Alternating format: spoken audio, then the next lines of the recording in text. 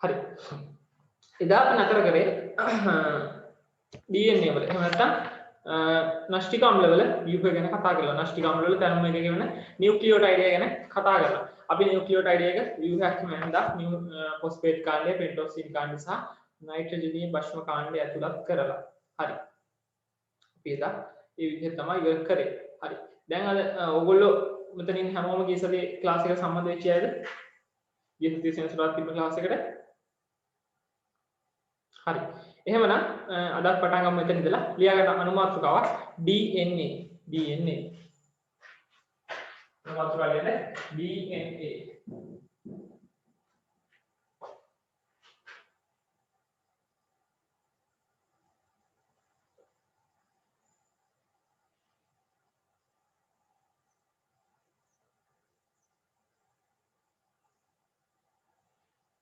අනුමාත්‍රකාව කියන්නේ DNA.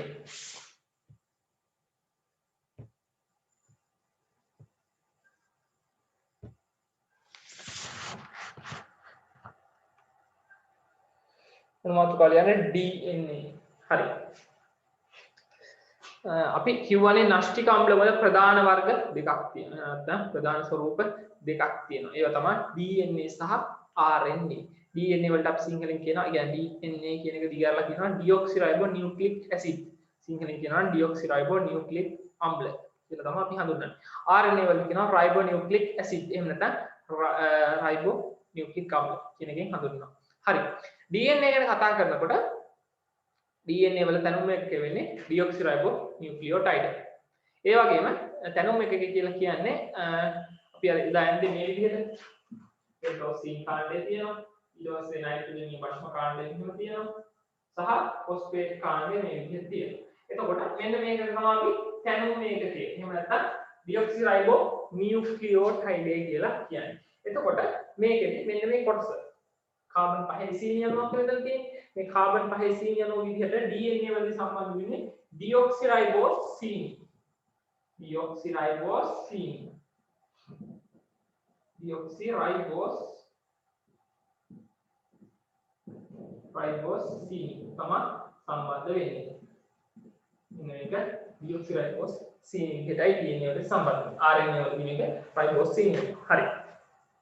එතකොට ඩිऑක්සිරයිබෝසීන් සම්බන්ධ වෙන්නේ DNA වල DNA කියන්නේ ඩිऑක්සිරයිබෝසීන් වල ප්‍රධාන වශයෙන්ම අඩංගු වෙන නයිට්‍රජනීය භස්ම හතරක් තියෙනවා. හරි. අපි මේ කොටුවෙන් දක්වන්නේ ඔය කියන නයිට්‍රජනීය භස්මය. එතකොට මේ නයිට්‍රජනීය භස්ම හතරක් තියෙනවා. මේ විදිහට මේ කොටුවට සම්බන්ධ මේ විදිහට සම්බන්ධ වෙන්න පුළුවන් නයිට්‍රජනීය භස්ම හතරක් තියෙනවා. අපි බලමු මේ මොනවද? හරි. පළවෙනි නයිට්‍රජනීය භස්මය තමයි ඇඩීනීන්. ඇඩීනීන්.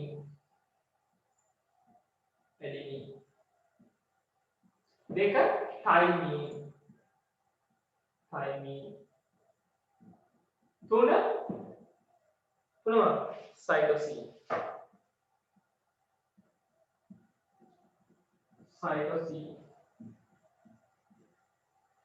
හතර guanine. ඔන්න ඔය විදිහට භස්ම හතරක් සම්බන්ධ වෙන්න පුළුවන්. හරි. ඇඩිනින් වලට අපි කියනවා A.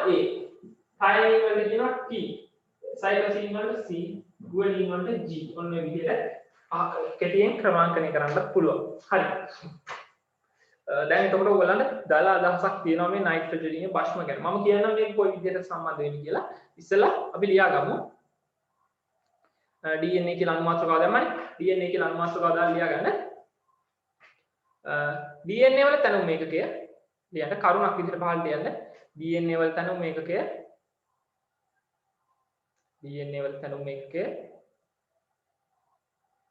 ඩිऑක්සිරයිබෝනියුක්ලියෝටයිඩ් වේ. DNA වල තැනුම් ඒකකය ඩිऑක්සිරයිබෝනියුක්ලියෝටයිඩ් වේ. DNA වල තැනුම් ඒකකය ඩිऑක්සිරයිබෝනියුක්ලියෝටයිඩ් වේ. ලියා ගන්නවා නම් ඩිऑක්සිරයිබෝ කියනවනේ කියනවා ඩිऑක්සිරයිබෝනියුක්ලියෝටයිඩ්.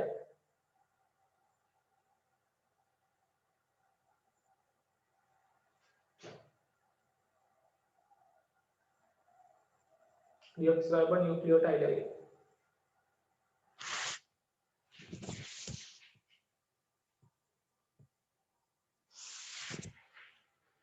ඩියොක්සිරයිබෝ නියුක්ලියෝටයිඩ් වේ. හරි. තව පහලින් වෙනම කරුණක් ඒක ලියලා ඊට පස්සේ රූල් ලියන්න. DNA වල අඩංගු පෙන්ටෝස් සීනි කාණ්ඩය පෙන්ටෝස් කියන ළමයි කාබන් 5ක් අන්තර්ගත සීනි. ඩියොක්සිරයිබෝස් වල අඩංගු ලියන්න. sorry DNA වල අඩංගු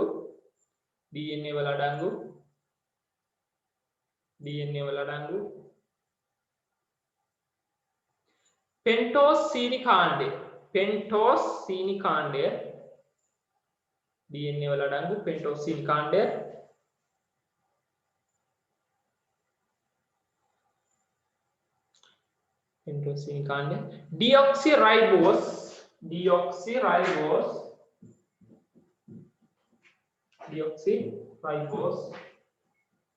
ඩියොක්සිරයිබෝස් සීනි කාණ්ඩය වේ. ඩියොක්සිරයිබෝස් සීනි කාණ්ඩය වේ.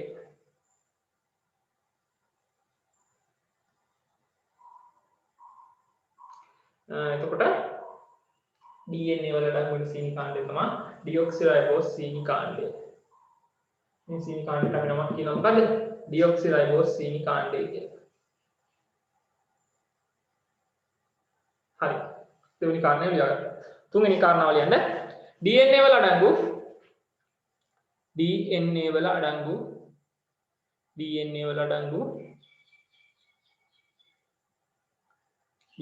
අඩංගු ප්‍රධාන නයිට්‍රජනීය භෂ්ම හතරක් ඇත. DNA වල අඩංගු ප්‍රධාන නයිට්‍රජනීය භෂ්ම හතරක් ඇත. DNA වල අඩංගු ප්‍රධාන නයිට්‍රජනීය භෂ්ම හතරක් ඇත. හරි.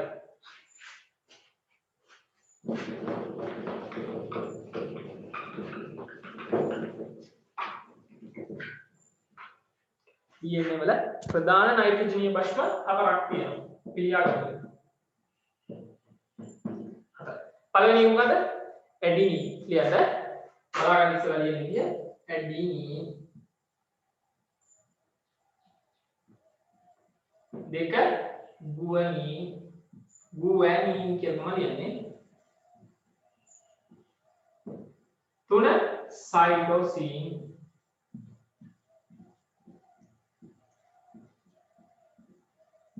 සහ තයිමින්.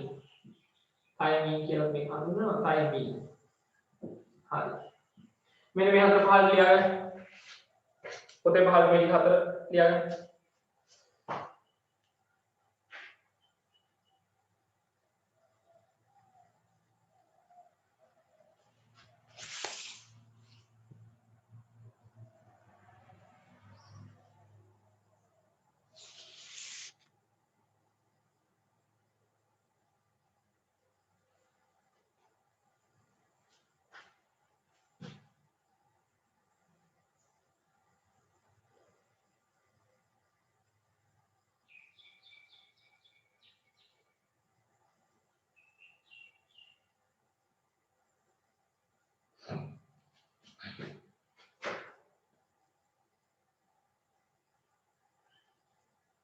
හරි.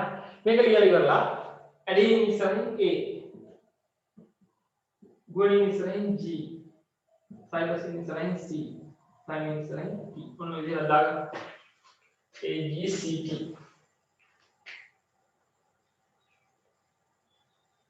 ඒ කියන්නේ DNA වල නයිට්‍රජනීය භෂ්මයේ විදිහට සම්බන්ධ වෙන්න පුළුවන් භෂ්ම හතරක් තමයි අන්තර්ගත වෙන්නේ. ඒ හතර තමයි මේ අපි ලියලා තියෙන්නේ. ලියාගන්න. AGCT. හරියට මකුළු ලියන්න මේකේ AGCT.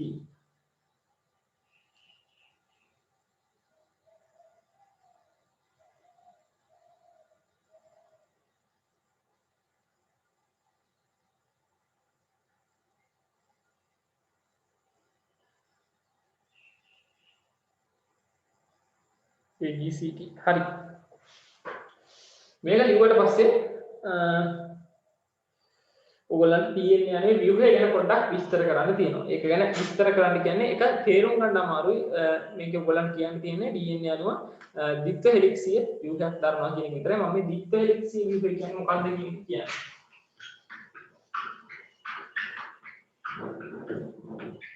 හරි. අපි බලමු නයිට්‍රජනීය භෂ්ම කියන්නේ AG C සහ T කියලා තියෙනවා කියලා. ඇඩිනින් thymine එක. මේ ද්විත්ව හෙලික්සිය ව්‍යුහය ඇතුලේ ඉස්සලා ව්‍යුහය අරමුකෝ. ව්‍යුහය කියන්නේ මෙහෙමයි. මෙන්න මේ විදිහට පෙන්ටෝස් සීනිකාණ්ඩ. පෙන්ටෝස් සීනිකාණ්ඩ එක විස්තර කරනවා නම් කාබන් 5යි. ඔය මුළු පහක් පේනවනේ මේ පංචාශ්‍රය. ඒකේ කාබන් එකයි, කාබන් එකයි, කාබන් එකයි, කාබන් කාබන්. එතන කාබන් පරමාණු කීයක් තියෙනවද තමයි? කාබන් පරමාණු 5ක් අන්තර්ගත වෙනවා. එතකොට මේක කාබන් 5 සීනිකාණ්ඩයක්. එහෙම නැත්නම් පෙන්ටෝස් සීනිකාණ්ඩයක් කියලා අපි හඳුන්වනවා. හරිනේ? ඒක පැහැදිලිද? අපි ඊළඟ. හරි. එතකොට මෙන්න කාබන් 5 සීනිකාණ්ඩය. මේකේ මේ පැත්තට සම්බන්ධ වෙනවා මොකද්ද? phosphate කාණ්ඩය PO4 3-. හරිද? මේකේ මෙන්න මේ කාබන් පරමාණුවට සම්බන්ධ වෙනවා මොකද්ද? නයිට්‍රජන් භස්ම කාණ්ඩය. හරි. එතකොට ද්විත්ව හෙලික්සිය විගක්කම මේක තියෙන්නේ. ඒ කියන්නේ DNA අණුවට. ඊට පස්සේ තව එකක් හිතනවා මේකේ. phosphate කාණ්ඩය.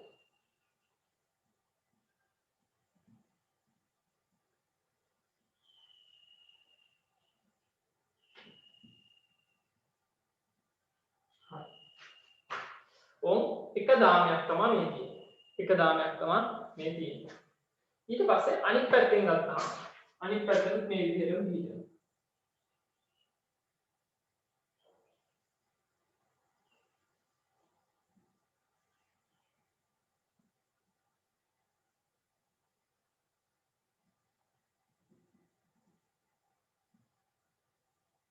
අනිත් පැත්තට ඔය විදිහටම නියුක්ලියෝටයිඩ් 3ක් විතර. ඔන්න ඒ විදිහට නියුක්ලියෝටයිඩ් 3ක් විතර. එතකොට මේකේ සම්බන්ධ වෙන්නේ අපි භස්ම කීයක් ගැන කතා කරාද? භස්ම 4ක් ගැන කතා කරා. අපි ඇඩිනින් වල කියනවා ඇඩිනින් A කියලා. කොහොමද? ඇඩිනින් සම්බන්ධ වෙන්න පුළුවන් මේ දාමය ඇතුලේ තවත් thymine අණුවක් එක්ක විතර. මේක ඔයගොල්ලෝ අදාළව මම දැනගන්න. ඇඩිනින් සම්බන්ධ වෙන්න පුළුවන් thymine අණුවක් එක්ක විතරයි. ඇඩිනින් සම්බන්ධ වෙන්න බෑ ගුවනින් එක්ක. ඇඩිනින් සම්බන්ධ වෙන්න බෑ සයිටෝසින් එක්ක. හරිද? ඇඩිනින් සම්බන්ධ වෙන්න පුළුවන් thymine අණුවක් එක්ක විතරයි. thymine නයිට්‍රජන් භස්ම කාණ්ඩයක් සහිත නියුක්ලියෝටයිඩ් එකක් එක්ක විතරයි. ඊට පස්සේ අපි යන ගුවනින්. ගුවනින්ට සම්බන්ධ වෙන්න පුළුවන් සයිටෝසින් එක්ක විතරයි. හරිද? එතකොට ගුවනින්ට සම්බන්ධ වෙන්න බෑ thymine එක්ක. ගුවනින්ට සම්බන්ධ වෙන්න බෑ ඇඩිනින් එක්ක. හරි. ආයි කරකනම් සයිටෝසින් සම්බන්ධ වෙන්න පුළුවන් කායකද? සයිටෝසින් සම්බන්ධ වෙන්න පුළුවන් ගුවනින් එක විතරමයි. එතකොට ගුවනින් විතරයි. සයිටෝසින්ටත් මේ දෙන්න එක සම්බන්ධ වෙන්න බෑ. GC මේ දෙක GC සම්බන්ධ වෙන්න පුළුවන් CG කියන්නේ කද C ඇවිල්ලා මෙතන G එන්න පුළුවන්. ආයි තව එකක් ගත්තොත් T A ට සම්බන්ධ වෙන්නත් පුළුවන් පහළ එකක් ඇඳලා. හරි. එතකොට ඇඩිනින් සහ thymine අතර තියෙන බන්ධන. ඇඩිනින් thymine සම්බන්ධ වෙලා තියෙන්නේ බන්ධන කීයකින්? දෙකකින් තමයි සම්බන්ධ වෙන්නේ. ඒ කියන්නේ මේ නියුක්ලියෝටයිඩ් සම්බන්ධ වෙන්නේ නියුක්ලියෝටයිඩ් වල පවත්නා මේ නයිට්‍රජන් භස්ම කාණ්ඩය තියෙනවා. මේ භස්ම කාණ්ඩය සම්බන්ධ වෙන්නේ ඇඩිනින් සහ thymine අතර තියෙන පුළුවන් උපරිම බන්ධන සංඛ්‍යාව බන්ධන දෙකයි. මෙතන බන්ධන දෙකකින් සම්බන්ධ වෙන්න පුළුවන්. හරි. GC අතර උපරිම බන්ධන 3යි. බන්ධන 3යි ඇති වෙනවා. බන්ධන උපරිම බන්ධන 3යි කියලා මෙතන බන්ධන දෙකකින් සම්බන්ධ වෙන්නේ නැහැ. අනිවාර්යයෙන්ම මෙතන GC අතර බන්ධන 3ක් තියෙන්න ඕන. CG අතර බන්ධන 3යි. ආයි TA අතරත් බන්ධන දෙකමයි පවතින්නේ. හරි. AT අතර බන්ධන දෙකයි, GC අතර 3යි. විදිහට තමයි දීජයි. හරි. එතකොට මෙන්න මේ විදිහට තමයි DNA අණුව මේ ටික ගැට ගැහිලා එහෙම නැත්නම් සම්බන්ධ වෙලා තියෙන්නේ. හරි. එතකොට මේක මේ ඉලෙක්ට්‍රෝන අන්වේෂණකින් පේන විදිහට සරල කරලා තමයි මේ යන්නේ. එතකොට මේක සම්පූර්ණ දාමයක් ගත්තාම ද්විත්ව හෙලික්සිය ව්‍යුහයක් තියෙනවා. ද්විත්ව හෙලික්සිය ව්‍යුහයක් කියවම මේ මෙහෙම චලනය වෙන ව්‍යුහයක් තියෙනවා. එතකොට මේකේ දාම දෙකක් තියෙනවා. එක දාමයක් තමයි මේ. මේ පැත්ත කියලා හිතන්න මේක. හරි. අනිත් පැත්ත තමයි මේ. හරිද? මේ පැත්තේ මේ අතල තියෙන මොන දාමද? මෙන්න මේ දාම. මේක තමයි මේ අරදී. හරිද? මෙන්න මේ විදිහටයි ද්විත්ව හෙලික්සිය ව්‍යුහයෙන් නිර්මාණය වෙලා තියෙන්නේ. මේ බන්ධන දෙක කැරකිලා සරකිලා ආකාර විදිහට තමයි පිටලා තියෙන්නේ. මේ දාමය ගත්තාම මෙන්න මේ වගේ ද්විත්ව හෙලික්සිය. මෙහෙම වෙනවා.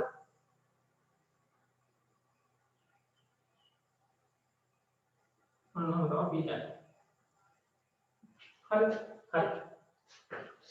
දැන් ලියා ගන්න DNA අණුව අර ටික ලිව්වට පස්සේ ලියා ගන්න DNA අනුව මේ ටික අඳින්න එපා. මේ එකක්වත් අඳින්න එපා. අපි අන්තිමට ප්‍රශ්න 4 ලියාගත්තේ. ප්‍රශ්න 4 ලියාගත්තට පස්සේ ලියන්න DNA අනුව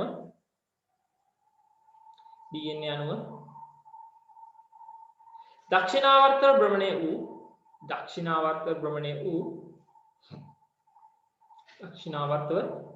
වූ ද්විත්ව දාමයකි. දක්ෂිනාවර්තවයි කැරිලා. දකුණු පැත්තටයි නඹුරු වෙන්නේ. දක්ෂිනාවර්ත භ්‍රමණය වූ ද්විත්ව දාමයකි.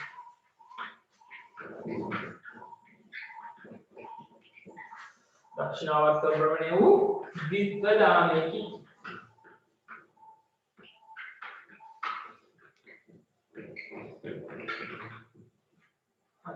දක්ෂිනාවර්ත භ්‍රමණය වූ ද්විත්ව දාමයකි. DNA අණු ඊළඟට DNA අණුවේ ව්‍යුහය ඊළඟ කාරණාව DNA අණුවේ ව්‍යුහය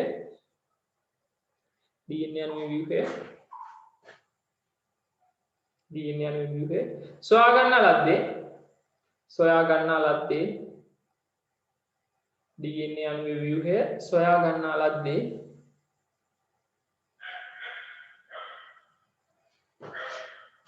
වොට්සන් බලන්න වොට්සන් සහ ක්‍රික් වොට්සන්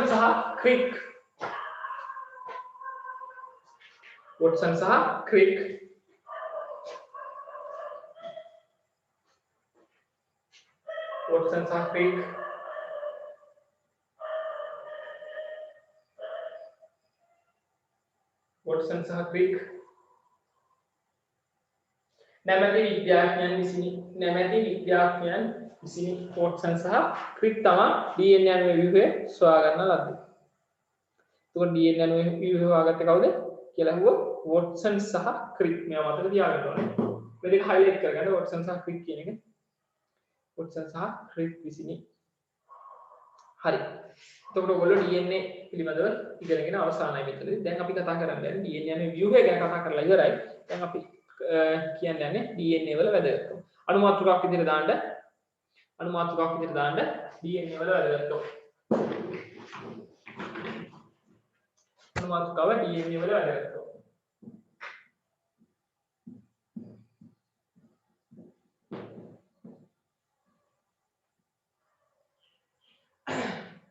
DNA වල වැදගත්කම අනුමාත්‍රකාව. DNA වල වැදගත්කම. හරි. මොකටද ළමයි මේ DNA වැදගත්? DNA මගින් තමයි එක පරම්පරාවක ඉඳලා අනිත් පරම්පරාවට ජාන එහෙම නැත්නම් තොරතුරු සම්ප්‍රේෂණය කරන්නේ. හරි. කොහොමද මේක සිද්ධ වෙන්නේ? ඕගොල්ලෝ දැකලා තියෙනවා සමහර දෙමෝපියන්ගේ අම්මාගේ එක්ක අම්මාගේ පාට නැත්නම් තාත්තගේ පාට තමයි ළමයින්ට පීඩන්නේ. ඒ කියන්නේ අම්මාගේ පාටමයි සමහර විට පුතෙකුට පීඩන්නේ. අම්මාගේ පාටමයි සමහර විට එහෙම නැත්නම් අම්මගේ පාටමයි ළමයි දෙන්නෙකුටම පිටින්නේ. ඒ වගේ දේවල් දැකලා තියෙනවා. එතකොට සහ කොණ්ඩේ පාට ගත්තාම අපි හිතමු තාත්තට තියෙන දුඹුරු පාට හුරු කොණ්ඩයක්. ඒක ළමයෙකුට පිටිනවා. ඒ වගේ අම්මගේ තාත්තගේ තියෙන ලක්ෂණ දරුවන්ට පිටිවීම ප්‍රවේණියේදී සිද්ධ වෙනවා. ප්‍රවේණිගතව සිද්ධ වෙනවා. එතකොට මේ අම්මගේ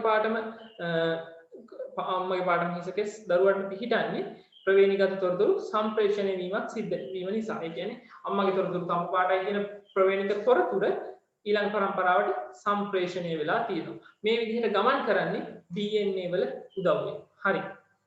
එතකොට ප්‍රවේණික තොරතුරු ගබඩා කිරීම සිද්ධ කරනවා DNA වල. සහ ප්‍රවේණික තොරතුරු තවත් පරම්පරාවකින් පරම්පරාවකට සම්ප්‍රේෂණය කරනවා. එතකොට දැන් මේ හිසකෙස් වල වර්ණය ගත්තාම හිසකෙස් වල වර්ණය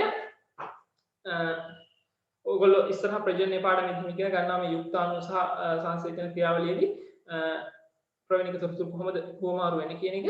එතකොට ප්‍රවේණික තොරතුරු එක පරම්පරාවක ඉඳලා ඊළඟ පරම්පරාවට යනකම් යම්කිසි පරම්පරාවක කියන්නේ මව් ජීවීන් තුළ ගබඩා කරලා තියාගන්නවා. මේ ගබඩා කරලා තියාගැනීම සිද්ධ කරන්නේ DNA වලින්. සහ DNA තියෙන කොහෙද ළමයි සෛලේ? න්‍යෂ්ටිකාව තුළ න්‍යෂ්ටිකාව නිර්මාණය වෙලා තියෙන්නේ DNA වලින්. එතකොට සෛලයේ ක්‍රියාවන් පාලනය කිරීම සඳහා DNA වැදගත් වෙනවා. හරි. ලියන්න DNA වල වැදගත්කම කියලා අනුවාදකව දැම්මනේ. දැම්මට පස්සේ ලියන්න ප්‍රවේණික තොරතුරු එක පළවෙනි එක ප්‍රවේණික තොරතුරු ගබඩා කිරීම සිදු කරයි. ප්‍රවේණික තොරතුරු ගබඩා කිරීම සිදු කරයි.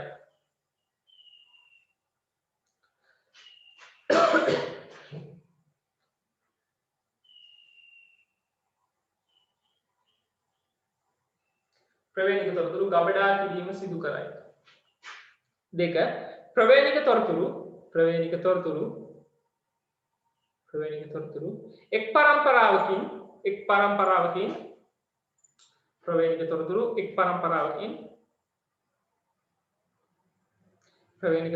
එක් පරම්පරාවකින් තවත් පරම්පරාවකට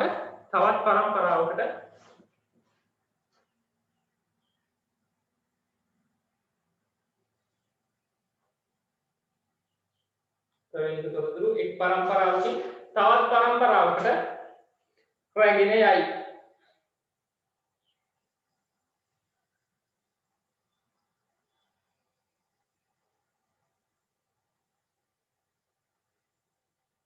ප්‍රවේණික තොරතුරු එක් පරම්පරාවකින් තවත් පරම්පරාවකට රැගෙන යයි. දෙවෙනි එක එළියේ තුන්වෙනි එක ලියාගන්න. සෛලයේ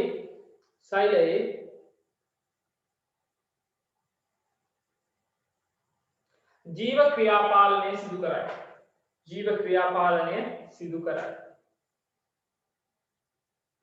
සෛලයේ ජීව ක්‍රියාපාලනය සිදු කරයි.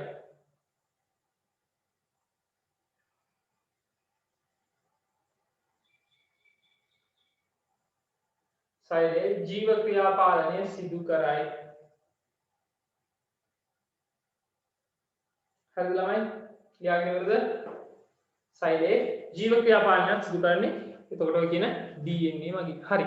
DNA වල වැදගත්කම තුන. එහෙම නැත්නම් DNA වල ප්‍රයෝජන තුන කිව්වම ඔයගොල්ලන්ට ඉක්මනට කියාගෙන යන්න පුළුවන් වෙනවනේ. ප්‍රවේණික තොරතුරු ගබඩා කිරීම, ප්‍රවේණික තොරතුරු එක් පරම්පරාවකින් තවත් පරම්පරාවකට සම්ප්‍රේෂණය කිරීම සහ සෛලයේ ජීව ක්‍රියාපාලනය කිරීම කියන තුන. ඒ තුන විතරයි ඔයගොල්ලන්ට DNA වල ප්‍රයෝජන විදිහට එහෙම නැත්නම් DNA වල වැදගත්කම විදිහට දක්වන්න තියෙන්නේ. හරි. DNA ගැන කතා කරලා ඉවරයි එතන. හරි. දැන් ඊට පස්සේ අනුමාත්‍රකාව දාන්න RNA. අනුමාත්‍රකාව RNA.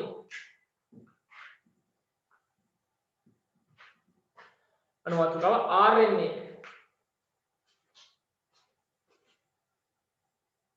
අනුමාත්‍රකාව RNA. හරි. DNA ගැන වගේමයි RNA ගැන විස්තර කරපුවාම RNA වල තනුම එකකේ. එහෙම නැත්නම් අපි ඉස්සෙල්ලා DNA වල තනුම එකකේ කියලා කතා කරේ deoxyribonucleotide. එතකොට මෙතන RNA වල තනුම එකකේ වෙන්නේ ribonucleotide. ribonucleotide හැදේ ගන්නවා. අර විදිහම තමයි phosphate කාණ්ඩයක් සම්බන්ධ වෙලා තියෙනවා. nitrogen බෂ්ම කාණ්ඩයක් සම්බන්ධ වෙලා තියෙනවා. හරි. මේ විදිහම තමයි beauty ribonucleotide. එතකොට මේකේ වෙනසකට තියෙන්නේ RNA වල සීනි කාණ්ඩය. ඒ කියන්නේ මෙතන මේ දින pentose සීනි කාණ්ඩය. කාබන් 8 සීනි කාණ්ඩය. මෙතන ribose සීනි. අපි හඳුන්වන්නේ මොනවද? ribose සීනි කියලා. ribose සීනි කියලා අපි හඳුන්වනවා. හරිද? ribose සීනි කාණ්ඩය කියලා අපි හඳුන්වනවා. හරි. RNA ගත්තාම ඔය විදිහ RNA නියුක්ලියෝටයිඩ් එකට එකතු වෙලා තියෙන්නේ තනි දාමයක් විදිහට. ඉස්සෙල්ලා ඔයගොල්ලෝ දැක්කා ද්විත්ව දාමයක්. ඒ කියන්නේ ද්විත්ව දෙකක්. අපි දැක්කන එක දඟරේ යනකොට දෙපැත්තටම කැරකිලා තියෙනවා. මේකේ නමුත් ඒකේ දාම දෙකක් පිහිටියා. මේකේ දාම එකයි පිහිටන්නේ. මේකේ තනි දාමයක් විතරයි පිහිටන්නේ. මම ඒක ඇඳලා විස්තර කරන්න පස්සේ සහ තව කියන්න දිනවා අපි එතන බෂ්ම හතරක් කතා කරා. ඇඩිනින්, තයමින්, ගුවනින් සහ සයිටෝසින් ගැන. මෙතන ඔය කියන එක බෂ්මයක් නැහැ. අපි ඉස්සෙල්ලා කතා කරපු එක බෂ්මයක් මෙතන නැහැ. මෙතන තියෙන්නේ ඇඩිනින්, තයමින්, ගුවනින් සහ සයිටෝසින් වෙනුවට. එතන සයිටෝසින් තිබ්බනේ. මෙතන සයිටෝසින් නැහැ. මෙතන ඒ වෙනුවට තියෙනවා යුරාසිල්. යුරාසිල් කියන බෂ්මය අඩංගු වෙනවා. හරි. ලියා ගන්න කලින් RNA කියලා මාතෘකාව දැම්මනේ. අර මාතෘකාව හරි. ඊට පස්සේ ලියන්න RNA වල තැනුම් මේකකය RNA වල තැනුම් ඒකකය RNA වල තැනුම් ඒකකය ribonucleotide වේ. ribonucleotide වේ. RNA වල තැනුම් ඒකකය ribonucleotide වේ.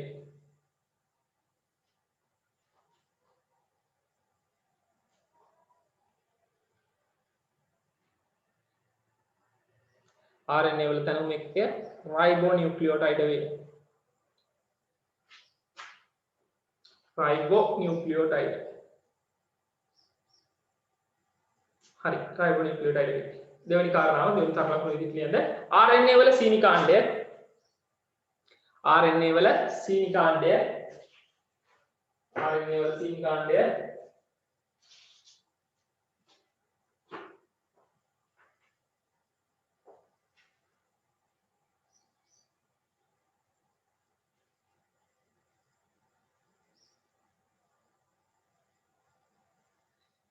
RNA වල සීනි කාණ්ඩය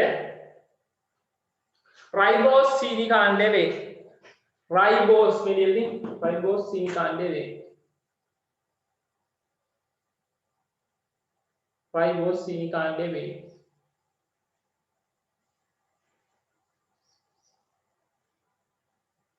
ribose සීනි කාණ්ඩය වේ.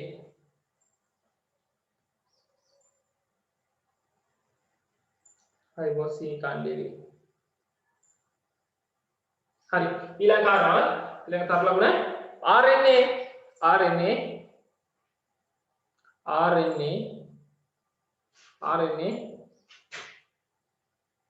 තනි දාමයක් ලෙස පිහිටයි. තනි දාමයක් ලෙස පිහිටයි. RNA තනි දාමයක් ලෙස පිහිටයි.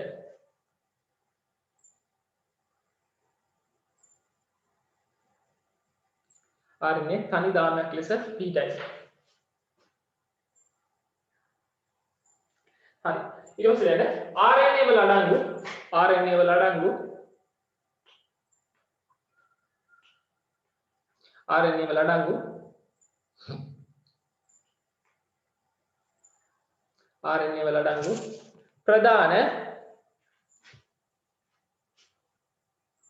RNA වල අඩංගු ප්‍රධාන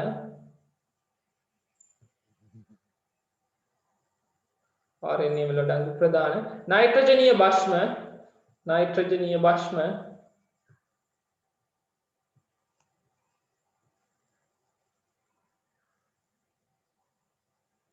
RNA වල අඩංගු ප්‍රධාන නයිට්‍රජනීය භස්ම හතරක් ඇත. RNA වල අඩංගු ප්‍රධාන නයිට්‍රජනීය භස්ම හතරක් ඇත කියලා පාලින් කියන්න. එක ඇඩිනීන් හඳුන්වනවා A දෙක ගුවැනීන් G තුන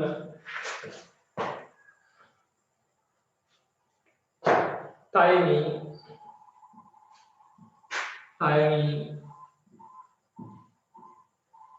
P වලින් සංකේතවත් කරනවා. හතර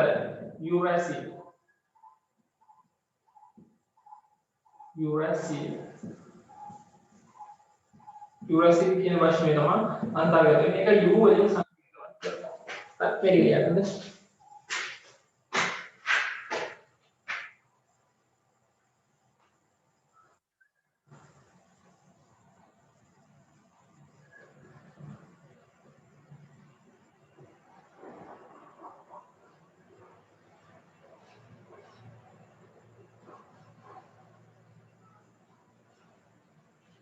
යුරැසිල් වලින් U වලින් අපි එක සංකේතවත් කරනවා.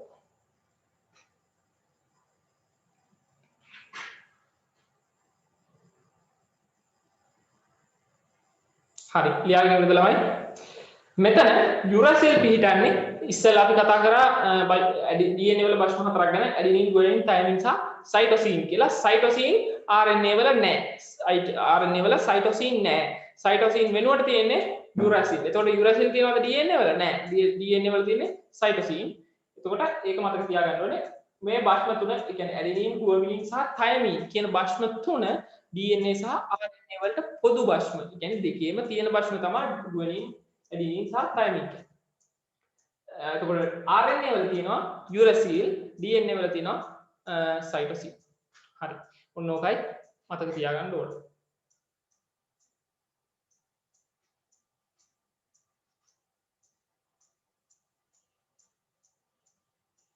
හරි. මෙතන ලියන්න ඉවරද ළමයි? හරි. DNA වල සංවිධානයක් පිළිගන්නවා කියලා කියන්නේ. sorry RNA වල සංවිධානයක් පිළිගන්නවා කියලා කියන්නේ. එතකොට මේ වගේ නියුක්ලියෝටයිඩ් වල අපි ඉස්සෙල්ලා වගේ හතරක් විතර එහෙම හතර නෙමෙයි.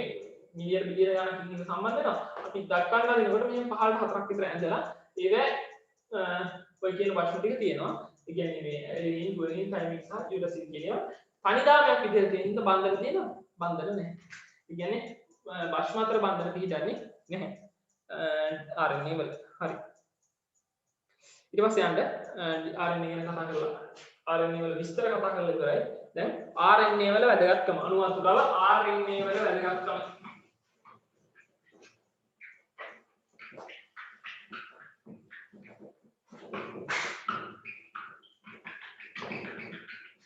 RNA වල වැදගත්කම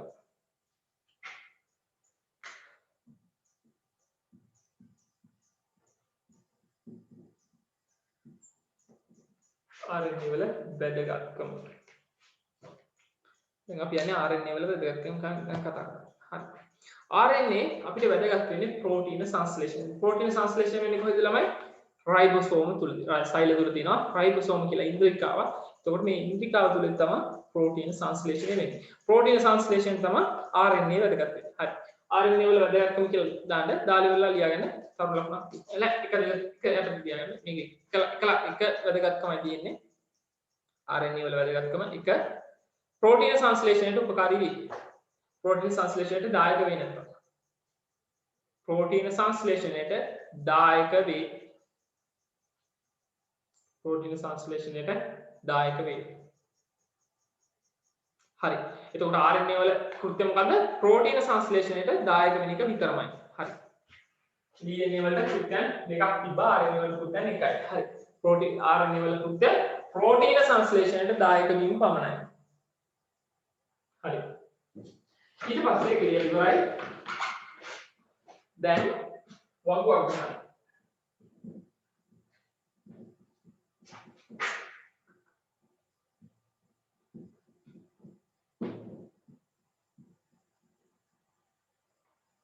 DNA සහ RNA අතර වෙනස්කම් කියලා අනුමාතුකාව දාන්න. DNA සහ RNA අතර වෙනස්කම් DNA සහ RNA අතර පවත්න වෙනස්කම් කියලා වගුවක් ගහන්න. අනුමාතුකාව දාන්න ඉස්සෙල්ලා DNA සහ RNA අතර වෙනස්කම්. ඊට පස්සේ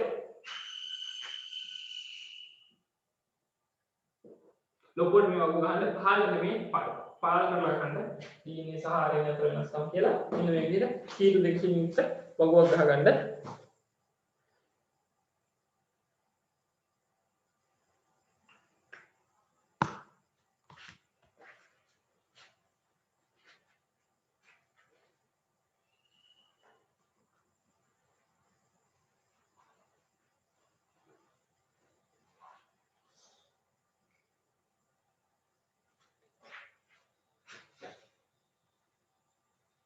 DNA සහ RNA අතර වෙනස්කම් වගුව ගන්න. ඊට පස්සේ ලියන්න මේ එක පැත්තක ලියන්න DNA, මේ පැත්තක ලියන්න DNA, අනිත් පැත්තක ලියන්න RNA. එක පැත්තක DNA අනිත් පැත්තේ RNA.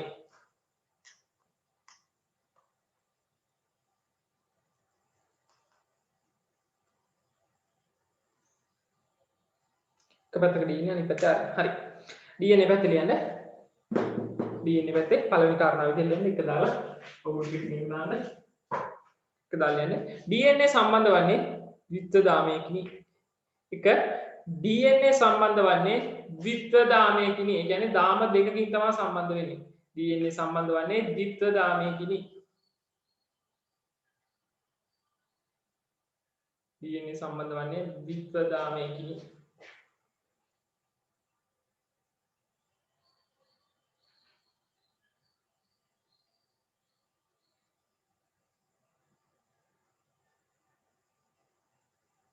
DNA සම්බන්ධ වන්නේ ද්විත්ව දාමයකිනි. හරි. RNA පැත්තේ ඒකට කෙලින් ඒ කියන්නේ DNA සම්බන්ධ වන්නේ ද්විත්ව දාමයකින් කෙලිවන ඒකට කෙලින් මේ ඉස්සරහ ගියද RNA පැත්තේ RNA සම්බන්ධ වන්නේ එක් දාමයකිනි. එහෙම නැත්නම් තනි දාමයකිනි. RNA සම්බන්ධ වන්නේ RNA සම්බන්ධ වන්නේ තනි දාමයකිනි.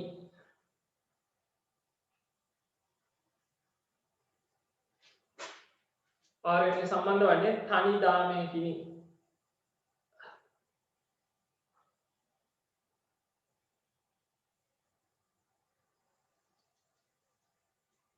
RNA සම්බන්ධ වන්නේ තනි දාමයකිනි.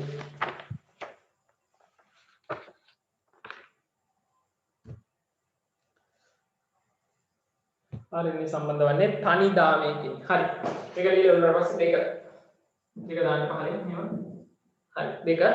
දෙක දාලා DNA පැත්තට යන්න දෙකට ඉස්සරහින්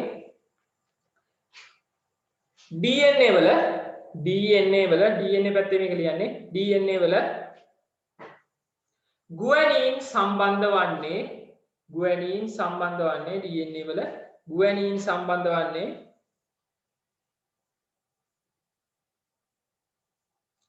සයිටෝසින් සමගයි. මම ඉස්සෙල්ලා කියවනේ ඒක විස්තර කරානේ DNA වල ගුවැනීන් සම්බන්ධ වන්නේ සයිටෝසින් සමගයි. සයිටෝසින් එකයි ගුවැනීන් සම්බන්ධ වෙන්නේ. GC අතරයි බන්ධන ඇති වෙන්නේ.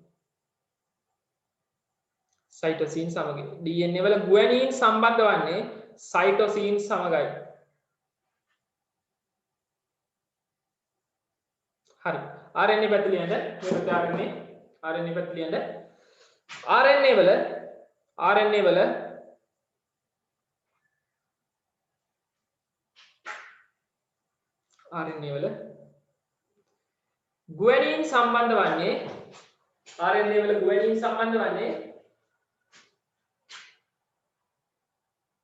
ගුවැනීන් සම්බන්ධ වන්නේ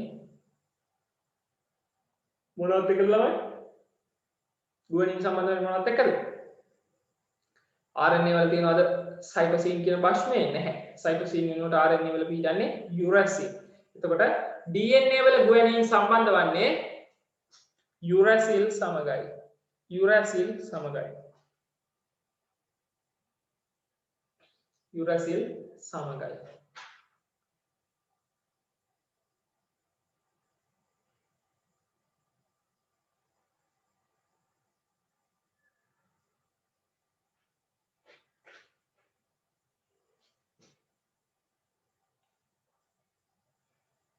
RNA වල ගුවැනීන් සම්බන්ධ වන්නේ යුරැසිල් සමගයි.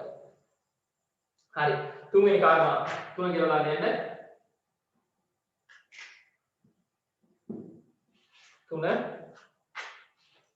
DNA වල DNA පැත්ත ලියන්නේ මේක තුන කියලා දාලා DNA පැත්ත ලියන්න. DNA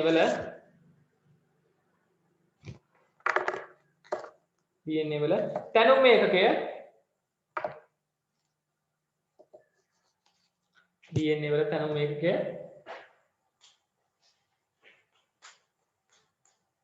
ඩිऑක්සිරයිබෝ DNA වල තැනුම් ඒකකය ඩිऑක්සිරයිබෝ නියුක්ලියෝටයිඩ් වේ. DNA වල තැනුම් ඒකකය මොකක්ද? ඩිऑක්සිරයිබෝ නියුක්ලියෝටයිඩ්.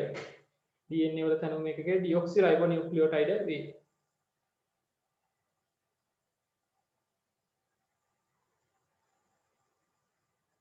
DNA වල තැනුම් එකකේ ඩිऑක්සිරයිබෝ නියුක්ලියෝටයිඩ් වේ. හරි. ඊට පස්සේ ඒක ලියන්න ඉවර නම් ඒකම RNA පැත්තෙන් ලියන්න. RNA වල තැනුම් ඒකකය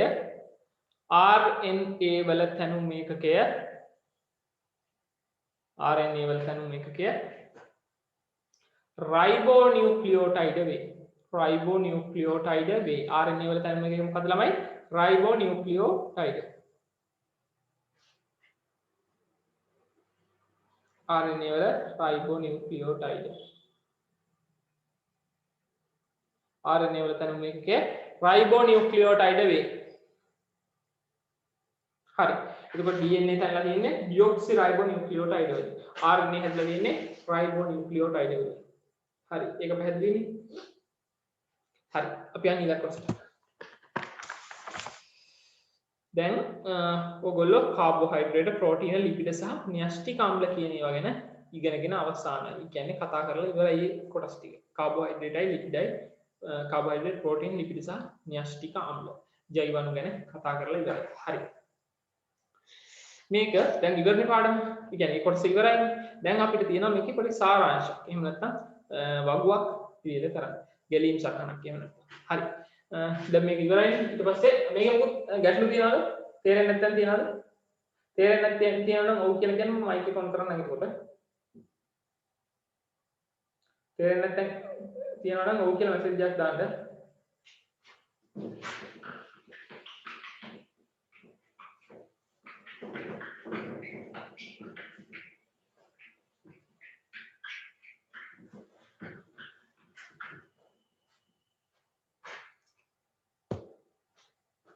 නෑනේ ඔක්කොම තේරලා තියෙන්නේ. හරි. දැන් අපි පොඩි ගැලීම් සටහනක් අදින්න ඕනේ. ඔයගොල්ලෝ CR පොතක ලියනවා නම් CR පොත හරස් අතට ගන්න. ඊන පැත්තට නෙමෙයි අනිත් පැත්තට හරව ගන්න. පොඩි සාමාන්‍ය පොතක ලියනවා නම් එක්සර්සයිස් පොතක ලියනවා නම් ඒකේ මේ ඔයගොල්ලෝ ළඟ තියෙන half sheet කොලයක් හරි ගන්න. මොකද මේක පොඩ්ඩක් ලොකුයි. එක්සර්සයිස් පොතක ලියා ගන්න පුළුවන් තත්ත්වෙක තියෙන. පුළුවන් නම් ඒත් කමක් නැහැ පොත අනිත් පැත්තට හරවලා හරි ලියා ගන්න. හරි. මෙන්න මේ විදිහටයි ගැලීම් සටහන එන්නේ. කොහොමද? ජෛව අණු තියෙනවා. ජෛව අණු කොටස් කීයකට බෙදනවද ළමයි? ජෛව අණු කොටස් කීයකට බෙදනවද? 4කට බෙදෙනවා. 4කට බෙදෙනවා.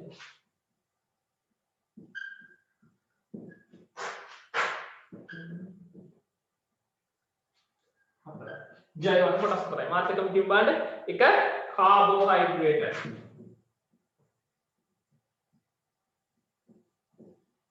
එක කාබෝහයිඩ්‍රේට්. දෙක ප්‍රෝටීන. තුන ලිපිඩ.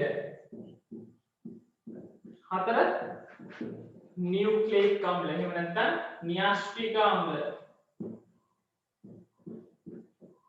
න්‍යෂ්ටික අම්ල. හරි. අපි බලමු දැන් මේ කාබෝහයිඩ්‍රේට් කොටස් කීයකට බෙදෙනවද? කාබෝහයිඩ්‍රේට් කොටස් කීයකට බෙදෙනවද ළමයි? මොනොසැකරයිඩ්, ඩයිසැකරයිඩ් සහ පොලිසැකරයිඩ් විදිහට කොටස් තුනකට බෙදෙනවා. හරි. එකක් ලියාගන්න. කාබෝහයිඩ්‍රේට් මේක අතට ගන්න. කාබෝහයිඩ්‍රේට් කොටස් තුනයි.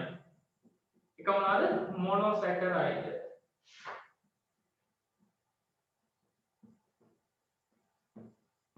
right.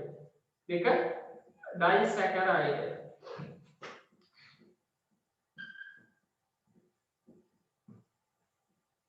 තුන පොලිසැකරයිඩ්.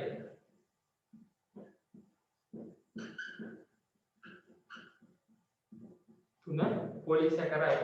මෙන්න මේ විදිහට කොටස් තුනකට බෙදෙනවා. හරි. ඊට පස්සේ ප්‍රෝටීන බෙදෙනකොට කොටස් එහෙම නැහැ. ප්‍රෝටීන බෙදෙන්නේ නැහැ. ලිපිඩ කොටස් දෙකයි. මම කතා කිව්වා තෙල් සහ මේද. තෙල් කියලා අපි හඳුන්වන්නේ මොනවද? ඔය කාම උෂ්ණත්වයේදී ද්‍රව අවස්ථාවේ පවතින ලිපිඩ.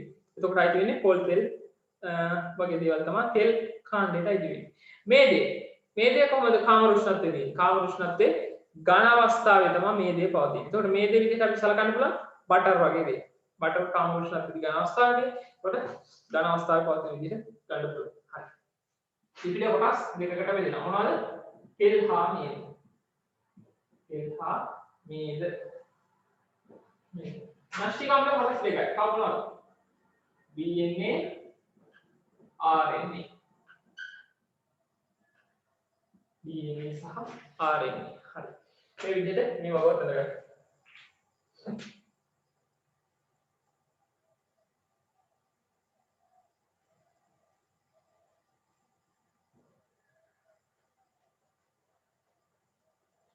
DNA සහ RNA.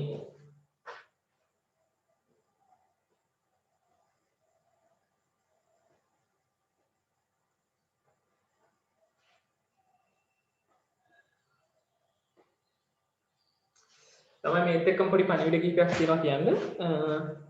අපිට ලබන මාසෙ ඉඳලා ඒ කියන්නේ මාර්තු මාසෙ ඉඳලා ක්ලාස් එක කරනකොට දැන් ඔයගොල්ලෝ මේ නෝට් එක පොතේම ලියා ගන්න. කියන්නේ මම කියන නෝට් එකනේ ඔයගොල්ලෝ පොතේ ලියා ගන්න. දැන් මේකෙදි අපිට DNA වල සාමාන්‍යයෙන් DNA වල දැන් ඔය ප්‍රමාණය පාඩම් කරන්න ඇති. ඒකට DNA වල දැන් ඔයගොල්ලන්ට පැහැදිලි අවබෝධයක් ගන්න තව පාඩ වර්ණ රූප සටහන් එකතු කරලා අපිට ටියුට් එකක් හදපුවා තියෙනවා. එතකොට මේවා ඔයගොල්ලෝ ටියුට් එක ලබන මාසෙ ඉඳලා ලබා ගන්න ඕන. ටියුට් එක ලබා ගන්න නම් ඔයගොල්ලෝ රුපියල් ටියුට් එක විතරක් නෙමෙයි ක්ලාස් එකට ඇතුල් වෙන්න රුපියල් 500ක් ගෙවීමක් කරන්න වෙනවා. එතකොට මම ගෲප් එකට දාන්නම් කොහොමද ගෙවීම සිද්ධ කරන්නේ කියලා. ඔයගොල්ලෝ ගෙවීම සිද්ධ කරපුවාම අපි PDF ෆයිල් එක ඔයගොල්ලන්ට ඔයගොල්ලන්ගේ ඊමේල් එකට ලැබෙන්න සලස්වනවා ටියුට් එකට අදාළ. ඒකට ඔයගොල්ලන් ටියුට් එක print කරගෙන ක්ලාස් එකට සම්බන්ධ වෙන්න. එතකොට ඔයගොල්ලන්ට මම හිතනවා ඒක මීට වඩා පහසු වෙයි කියලා. ඒකත් මතක තියාගන්න ලබන මාසෙ ඉඳලා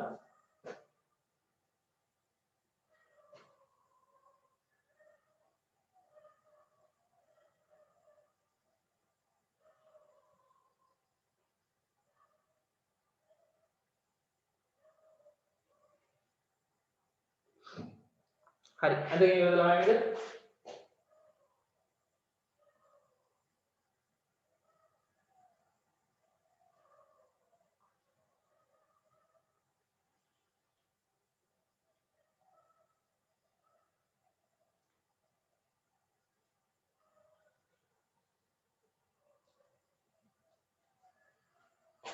මෙතන ඉන්නේ හැමෝම ළමයි මේ ක්ලාස් එකට මුලින් ඉඳලම සම්බන්ධ වෙච්ච අය ඉන්නේ. පළවෙනි දවසේ ඉඳලම දැන් අපි දවස් අදත් එක්ක දවස් 3යි ඔක්කොම දවස් 3ටම සම්බන්ධ වෙච්ච අය ඉන්නේ.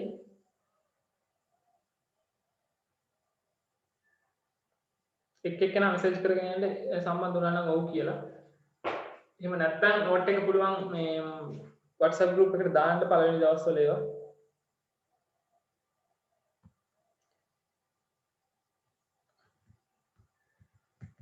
හරි. සමහර අය කියනවා නැහැ කියලා මේ මම WhatsApp group එකට දානවා. ඔයගොල්ලෝ WhatsApp group එකේ ඉන්නවද? ඔක්කොමලා ඉන්නවද මෙතන ඉන්නේ?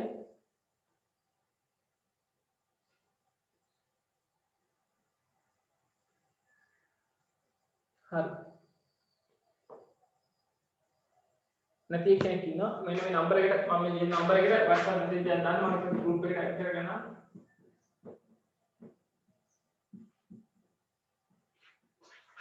මෙන්න මේ නම්බර එකට message එකක් දාන්න WhatsApp message එක.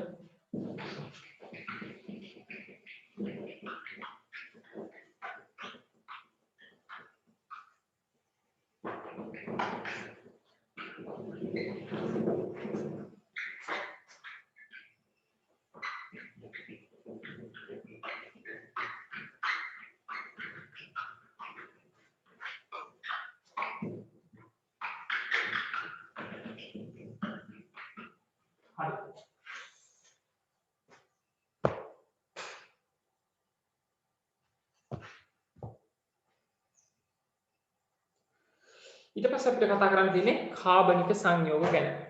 ඉස්සෙල්ලත් කතා කරේ මොනවද? අකාබනික සංයෝග. දැන් අපිට කතා කරන්න තියෙන්නේ කාබනික සංයෝග. හරි. සෝරි මේ දැන් කතා කරන්න තියෙන්නේ අකාබනික සංයෝග ගැන. ලියාගෙන අනුමාතුරව අකාබනික සංයෝග. අකාබනික සංයෝග. අකාබනික සංයෝග කියලා නම ඇහිච්ච ගමන් මොකද ළමයි ඔයගොල්ලන්ට මතක් වෙන්නේ? අකාබනික සංයෝග කියන්නේ කාබන් අඩංගු නොවන සංඝටක මූලද්‍රව්‍යයක් විදිහට කාබන් අඩංගු නොවන සංයෝග තමයි අකාබනික සංයෝග කියලා අපි හඳුන්වන්නේ. අකාබනික සංයෝග.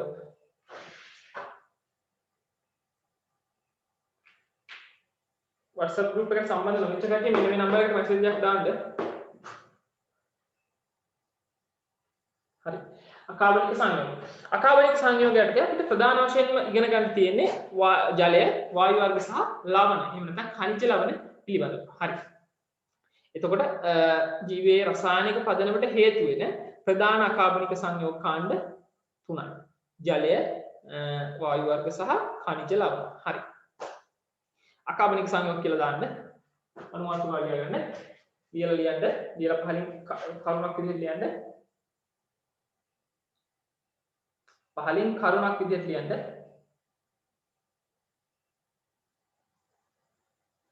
ජීවයේ රසායනික පදනමට හේතු වන ජීවයේ රසායනික පදනමට හේතු වන ජීවයේ රසායනික පදනමට හේතු වන ළමයි ඊළඟ සතියේ ඉඳලා අපි ක්ලාස් එක තියන්නේ ඒ කියන්නේ පරණ විදිහටමයි මේ අද අමතර දවසක් නෙදාගත්තේ. ඒ කියන්නේ ඊ ක්ලාස් එක කරන්න බැරි වෙච්ච හින්දා. එතකොට ඊළඟ සතියේ ඉඳලා සෙනසුරාදා 10 ඉඳන් 12 වෙනකම් තමයි ක්ලාස් එක තියෙන්නේ. හරි. ඔයගොල්ලෝ ලියාගෙන නැවතේ ජීවයේ රසායනික පදනමට හේතු වන ජීවයේ රසායනික පදනමට හේතු වන ප්‍රධාන අකාබනික සංයෝග ප්‍රධාන අකාබනික සංයෝග ප්‍රධාන අකාබනික සංයෝග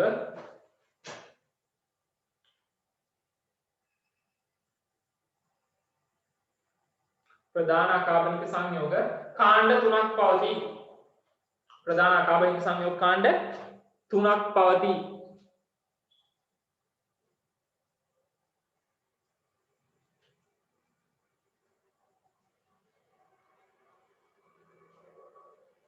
ප්‍රධාන අකාබනික සංයෝග කාණ්ඩ තුනක් පවතී.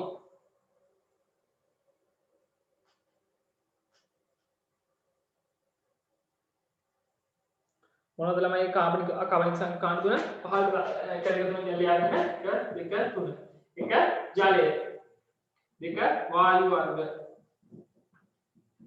3 khනිජ ලවණ. khනිජ ලවණ. khනිජ ලවණ. හරිද? එතකොට ප්‍රධාන අකාබනික සංයෝග කියන්නේ කාබන් අන්තර්ගත නොවන සංයෝග කාණ්ඩ තුනයි. ජලයේ සූත්‍රයක කාබන් ඉන්නවද? H2 වල H2O වල සූත්‍රයක කාබන් සම්බන්ධ වෙලා තියෙනවද? නැහැ. එතකොට අකාබනිකයි කියුවාම කාබන් සම්බන්ධ වෙන්න බෑ. හරිද? කාබන් සම්බන්ධ නොවන ප්‍රධාන කාණ්ඩ තුනයි ජීවයේ රසායනික පදනමට හේතු වන ජලය, වායු වර්ග සහ khනිජ ලවණ. වායු වර්ග වල කාබන් අන්තර්ගත වෙන්නේ නැහැ. කාබන් ඩයොක්සයිඩ් වගේ වායු තියෙනවා. ඒවා ජීවයේ රසායනික පදනමට හේතු වෙන්නේ නැහැ. සහ khනිජ ලවණ. හරි. ඊට පස්සේ අනුමාත්‍රිකාව දාගන්න ජලය. අනුමාත්‍රිකාව ජලය. ජලයේ වායු වර්ග සහ khනිජ ලවණ කියන තුන හරියට තියාගත්තට පස්සේ අනුමාත්‍රිකාව දාන්න ජලය. අනුමාත්‍රිකාව ජලය. හරි. ජලය ගැන කතා කරපුවම ළමයි පෘථිවිය. ඔයගොල්ලෝ දැකලා තියෙනවා ලෝක ගෝලය. එතකොට මේ පෘථිවියේ 71ක්ද 72ක් 172ක් පමණ වෙහිලා තියෙන්නේ ජලය. එතකොට මේ ජලය ගත්තාම 172ක් වගේ ප්‍රමාණයක් වෙහිලා තියෙනවා. එතකොට පෘථිවිය මත පිට වැඩිපුරම තියෙන්නේ ජලය. ගොඩබිමට වඩා ජලයේ ප්‍රමාණය වැඩි. ඒ කියන්නේ සාගර ප්‍රමාණය වැඩි පෘථිවිය මත පිට තියෙනවා. එතකොට ඔය විදිහම තමයි ජීවියාගේ දේහ බර ගත්තාම ජීවියෙකුගේ දේහ බර ගත්තාම ඒ දේහ බරෙන් 3න් 2ක් තියෙන්නේ ජලය. 3න් 1යි ඉතුරු මාංශ පේශි පිහිටන්නේ.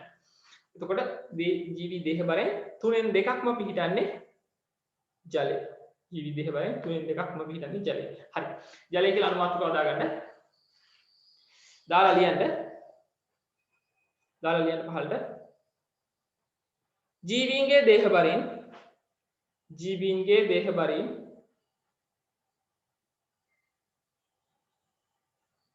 ජීවීන්ගේ දේහ බරින් 3න් 2ක් පමණ ජීවීන්ගේ දේහ බරින් 3න් 2ක් පමණ ජීවීන්ගේ දේහ බරින් 3න් 2ක් පමණ ජලය පවතී.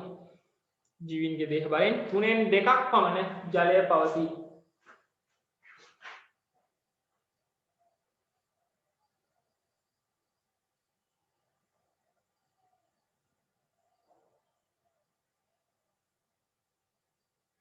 ජීවීන්ගේ දේහ බරෙන් 3න් 2ක් පමණ ජලය පවතී. හරි. එතකොට ජලය තියෙනවා ජීවීන්ගේ දේහ බරෙන් 3න් 2ක්. හරි. එතකොට ජලය සතු ගුණාංග ගැන කතා කරනකොට ජලය සතු ගුණාංග මොනවද ළමයි? එක පළවෙනි විදිහට අපිට සාකච්ඡා කරන්න පුළුවන් ශ්වසනයේ මාධ්‍යයක් ලෙස ජලය ක්‍රියා කරනවා. ශ්වසනයේ මාධ්‍යයක් ලෙස නැත්නම් ශ්වසන මාධ්‍යයක් විදිහට ජලය ක්‍රියා කරනවා. ඒ කියන්නේ ජල ජීවීන් ඉන්නවනේ ළමයි. ඒ කියන්නේ සාගරයේ ජීවත් වෙන ජීවීන් ඉන්නවා. මාළු, තල්මසුන් එතකොට වගේ සත්තු ජලයේ ජීවත් වෙනවා. එතකොට මේ සත්තු ශෝෂණය කරන්නේ කොහොමද? මේ සත්තු ශෝෂණය කරන්නේ ජලයේ දිය වෙලා තියෙන ඔක්සිජන් වලින්. ජලයේ දිය වෙලා තියෙන ඔක්සිජන් වලින් තමයි මේ සත්තු ශෝෂණය කරන්නේ. එතකොට ශ්වසන මාධ්‍යයක් විදිහට ජල ජීවීන්ට ඔක්සිජන් වැදගත් වෙනවා. ඒ කියන්නේ ඔක්සිජන් වලට පුළුවන් ජලයේ දිය වෙන්න. ඔක්සිජන් වලට බැරි වෙලා හරි ජලයේ දිය වෙන්න බැරි වුණා නම්, ඒ කියන්නේ ජලයේ ඔක්සිජන් වලට දිය වෙන්න බැරි වුණා නම් මොකද සිද්ධ වෙන්නේ? අර ජල ජීවීන්ට ජීවත් වෙන්න පුළුවන්ද? ජල ජීවීන්ට ජීවත් වීමට නොහැකි වෙනවා. ඒක හින්දා ශ්වසන මාධ්‍යයක් විදිහට ජලය ක්‍රියාත්මක වෙනවා. හරි. තුනෙන් දෙක ජලය පවතී කියලා ඉවරනේ. ඊට පස්සේ පොඩි අනුමාත්‍රකාවක් දාගන්න. ජලයේ සතු ගුණාංග.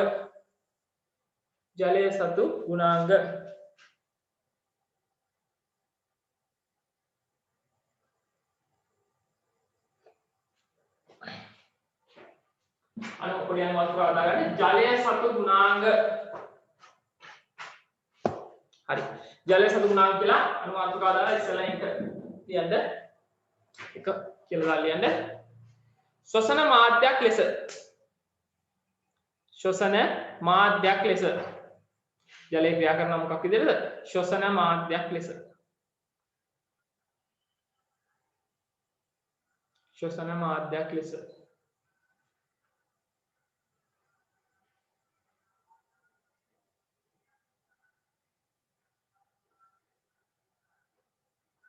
ශ්වසන මාධ්‍යයක් ලෙස. හරි. ශ්වසන මාධ්‍යයක් ලෙස ලියලා ඉස්සරහට පොඩි ඉටි කැලක් ගහලා ලියන්න.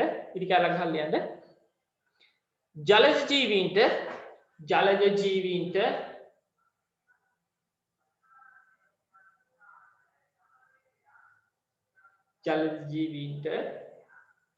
ජලයේ දිය වී ඇති, ජලයේ ද්‍රාව්‍ය වී ඇති, එහෙම නැත්නම් ජලයේ දිය වී ඇති, ජලජ ජීවීන්ට ජලයේ දිය වී ඇති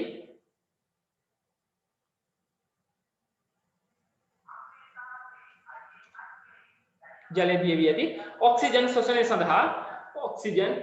සඳහා ජලයේ දිය වී ඇති ඔක්සිජන්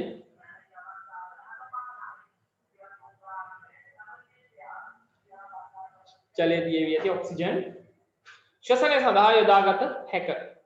ජල ජීවීන්ට ජලයේ දිය වී ඇති ඔක්සිජන් ශ්වසනය සඳහා යොදාගත හැක.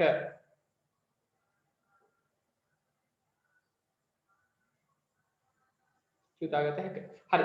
දෙක දාන්න. ටික ලියනවා දෙක. පහලින් දෙක දාන්න. ජලය තව ක්‍රියා කරනවා ළමයි පරිවහන මාධ්‍යයක් විදිහට. පරිවහන මාධ්‍යයක් කියන්නේ මොකක්ද? අපේ දේහය ඇතුලේ පරිවහනය සිද්ධ කරන්නේ මොනවද? රුධිරය මගේ දේහය ඇතුලේ ඇමයිනෝ අම්ල, එතකොට නයිට්‍රජනීය අපද්‍රව්‍ය වගේ දේවල් පරිවහනය කරන්නේ රුධිරය මගින්. රුධිරය මගින් සිද්ධ කරනකොට එතකොට දේහය තුල පරිවහන මාධ්‍ය විදිහට ක්‍රියා කරන්නේ රුධිරය.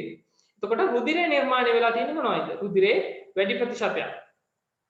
රුධිරේ ප්‍රධානතම සංඝටකයක්. එහෙම නැත්නම් වැඩි ප්‍රතිශතයක් නිර්මාණය වෙලා තියෙන්නේ ජලයෙන්. ජලයෙන් තමයි රුධිරය වැඩි හරියක් නිර්මාණය වෙලා තියෙන්නේ. එතකොට ජලය දායක වෙනවා පරිවහන මාධ්‍යයක් විදිහට. මිනිස්සුන්ට කියන්නේ සත්තුන්ට විතරක් නෙමෙයි ශාක වලට ගත්තත් මේක මෙහෙමමයි. ඒ කියන්නේ ශාක තුළ ද්‍රව්‍ය පරිවහනය වෙන්නේ මොන විදිහටද ළමයි?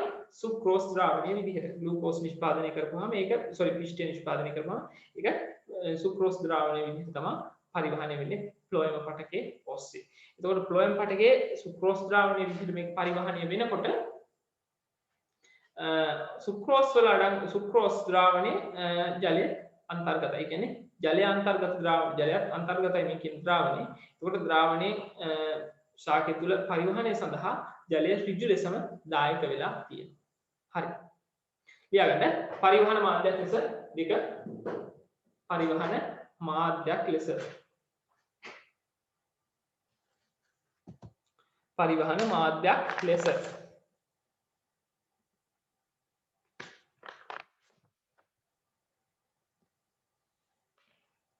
පරිවහන මාධ්‍යයක් ලෙස. හරි. පරිවහන මාධ්‍යයක් අට ලියාගන්න. ඉස්සරහින් එක කැලක් ගහලා ජීවී දේහ තුල ද්‍රව්‍ය පරිවහනය සිදුවන්නේ ජීවී දේහ තුල ද්‍රව්‍ය පරිවහනය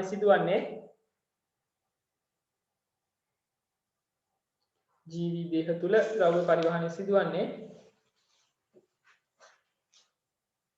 රුධිරය ඔස්සේය. ජීවී දේහ තුල ද්‍රව්‍ය පරිවහනය සිදුවන්නේ රුධිරය ඔස්සේය.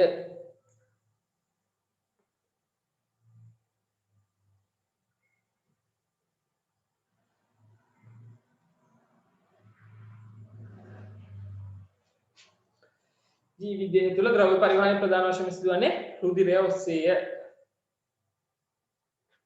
හරි. රුධිරයේ ප්‍රධානතම සංඝටකය ඒකට මල්ලා ලියන්න. රුධිරයේ ප්‍රධානතම සංඝටකය රුධිරයේ ප්‍රධානතම සංඝටකය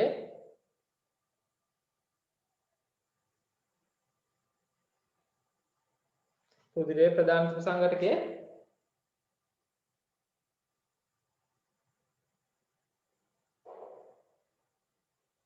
රුධිරයේ ප්‍රධානතම සංඝටකය ජලය වේ.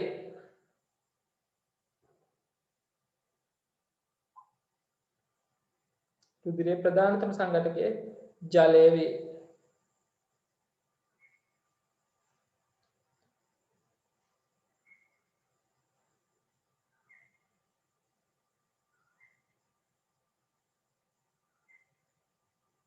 රුධිරයේ ප්‍රධාන සංඝටකය ජලය වේ. හරි. මේ එක්කෙනෙක් අහලා තියෙනවා එයාට ලියා ගන්න බැරි වෙලා තියෙනවා දෙවෙනි කාරණාව. දෙවෙනි කාරණාව අපි කිව්වේ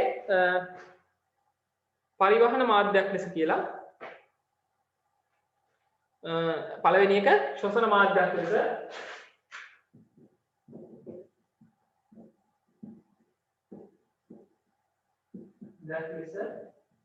දෙවෙනි එක පරිවහන මාධ්‍යයක් ලෙස.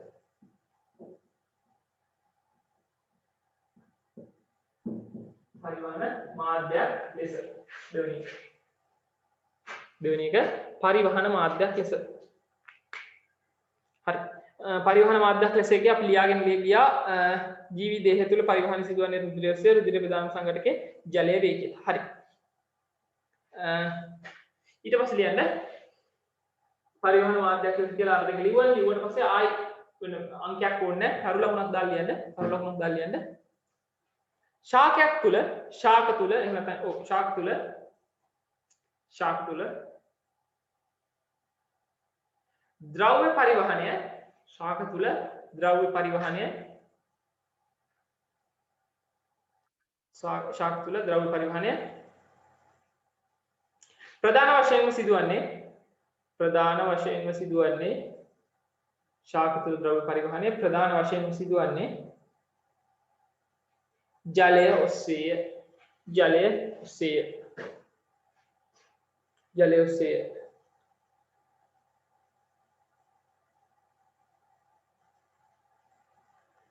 ඔස්සේ හරි. ඒකට මල්ලා ලියන්න. ඒකත් එක්කම ලියන්න.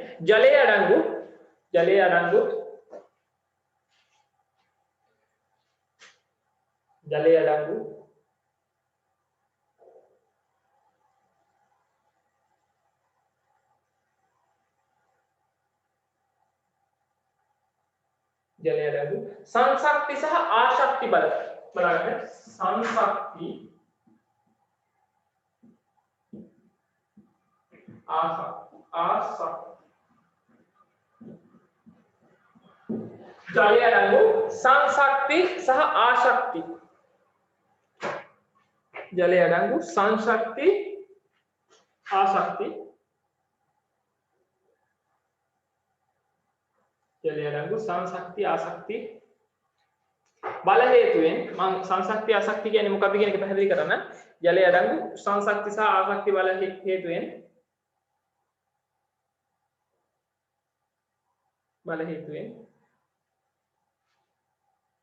ජලය අඛණ්ඩ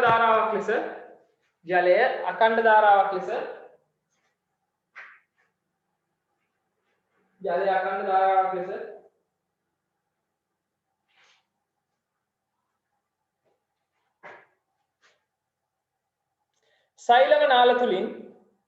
සෛලම නාල තුලින් ජලය අඛණ්ඩ ධාරාවක් ලෙස සෛලම නාල තුලින්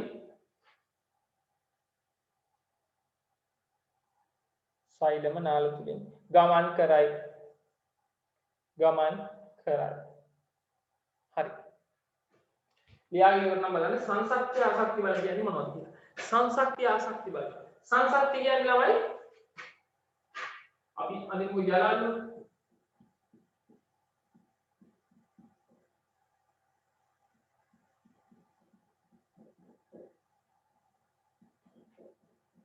මෙන්න මේ කියන විදිහට තමයි ජල අණු පිරලා තියෙන්නේ. මේ විදිහට තමයි මේක ජල අණු මේ තව සංශක්ති බල ගැන මම ඉස්සෙල්ලාම කතා කරනවා වගේද සංශක්ති බල ගැන.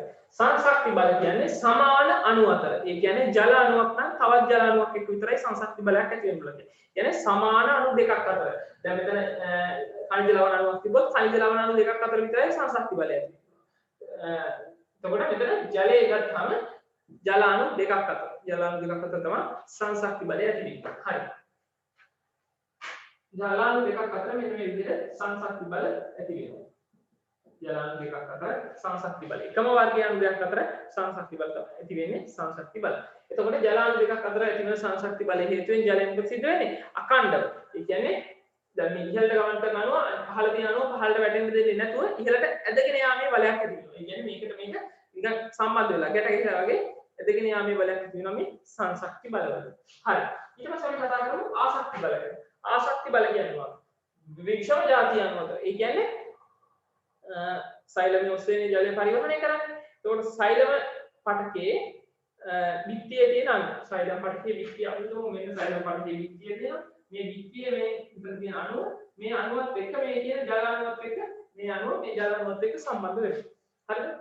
මේ විත්තිය තියෙන අණුව ජල අණුවත් එක්ක සම්බන්ධ වෙනවා. එතකොට මේ සම්බන්ධ වුණායින් පස්සේ මෙතන ඇති වෙන්නේ ආසක්ති බලයක්. ඒ කියන්නේ විෂම જાතිය අණු දෙකක් අතර සමාන අණු දෙකක් නෙමෙයි එක අණුවක් තමයි සෛලම් පටකයේ විත්තිය තියෙන අණුව අනිත් එක ජල අණුව. එතකොට විෂම જાතිය අණු දෙකක් අතර ඇති වෙන ආකර්ෂණ බලය නැත්නම් ඇති වෙන බන්ධනේ ආසක්ති ඇති වෙන ආකර්ෂණ බලය සංශක්ති ආසක්ති බලයක් කියලා අපි හඳුන්වනවා. එතකොට අකණ්ඩව සෛලමේදී ජලය නාලයක් ලෙස ගමන් කිරීමට උපකාරී වෙනවා මේ සංශක්ති සහ ආශක්ති බල. හරි. ඒක පැහැදිලිනේ? ඒක පැහැදිලිද?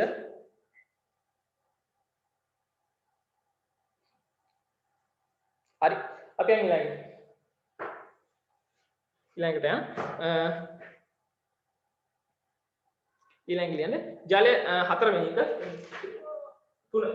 හතරවෙනි තුන ද්‍රාවක ගුණය. ජලය සතු ද්‍රාවක ගුණය හතරවෙනි. සෝරි තුන්වෙනි එක ජලය සතු ද්‍රාවක ගුණය. ජලය සතු ද්‍රාවක ගුණය. ජලය සතු ද්‍රාවක ගුණය. ජලය සතු ද්‍රාවක ගුණය. හරි. ද්‍රාවක ගුණය කියන එක ලියලා ඉරක් ගන්න.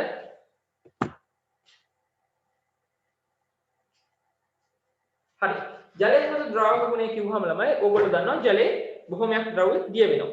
එතකොට මේ විදිහට සලකපුවාම ශ්වසන මාධ්‍යයක් ලෙස ක්‍රියා කිරීමට උපකාරී වෙනවා. ඒ කොහොමද? අර මම ඉස්සෙල්ලා කිව්වේ ජලයේ ඔක්සිජන් දිය වෙනවා. ඔක්සිජන් දිය වුණාම ඒවා ජලජ ජීවීන්ට ශ්වසනය සඳහා භාවිතා කිරීමට හැකි වෙනවා. ඒ වගේ එතකොට ද්‍රාවක ගුණයෙන්ද ජලයට ශ්වසන මාධ්‍යයක් ලෙස ජලයට ක්‍රියා කරන්න පුළුවන් වෙලා තියෙනවා. සහ තව ජෛව රසායනික ප්‍රතික්‍රියාවලට මාධ්‍යයක් ලෙස ගොඩක් ප්‍රතික්‍රියා සිද්ධ වෙනවා ජලීය මාධ්‍යයන් වලදී. එතකොට ඒකත් ජෛව රසායනික ප්‍රතික්‍රියාවලට මාධ්‍යයක් ලෙසත් මේ ජලය උපකාරී වෙනවා. සහ තව බහිස්රාවී ඵල පිට කිරීමට. ඔයගොල්ලෝ දන්නවා අපේ නයිට්‍රජනීය බහිස්රාවී ඵලය. නයිට්‍රජනීය බහිස්රාවී ඵල ගොඩක් පිට වෙන්නේ කොහොමද? කොයි විදිහට පිට වෙන්නේ? මුත්‍රා විදිහට පිට වෙනවා. මුත්‍රා විදිහට පිට වෙනකොට මුත්‍රාවල වැඩි හරියක් තියෙන මොනවද? ජලය. ජලය තමයි අන්තර්ගත වෙන්නේ. එතකොට බහිස්රාවී ඵල පිට කිරීමට පහසු කරනවා. හරි. ද්‍රාවක ගුණය කියලා දාලා ඒකේ කරුණු යටට ලියන්න. මේ විදිහට තරල හඳුනක් දාලා එක පළවෙනි තරල හඳුනක් ලියන්න. බහිස්රාවී ඵල පිට කිරීම පහසු කරයි. බහිස්රාවී ඵල පිට කිරීම පහසු කරයි. බහිස්රාවී ඵල පිට කිරීම පහසු කරයි. බහිස්රාවී ඵල පිට කිරීම පහසු කරයි. බහිස්රාවී ඵල පිට කිරීම පහසු කරයි. දෙවෙනි තරම මොනවද ලියන්න? දෙවෙනි එක ඇත්තේ ශ්වසන මාධ්‍යයක් ලෙස ක්‍රියා කිරීමට උපකාරී වේ.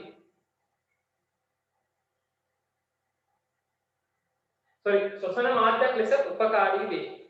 ශ්වසන මාධ්‍යයක් ලෙස උපකාරී වේ.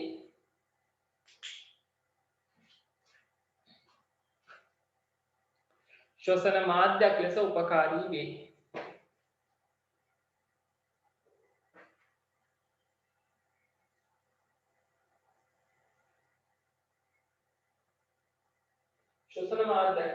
උපකාරී වෙනවා.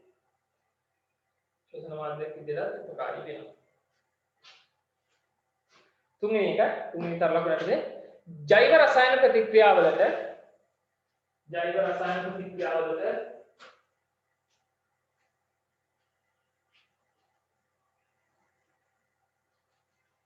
ජෛව රසායන ප්‍රතික්‍රියාවලට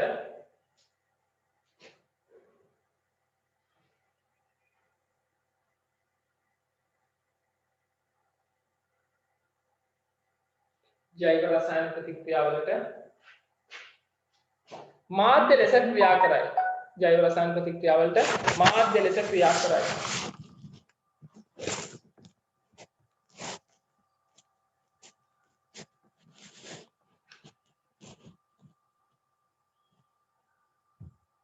ජෛව රසායන ප්‍රතික්‍රියාවලට මාධ්‍ය ලෙස ක්‍රියා කරයි.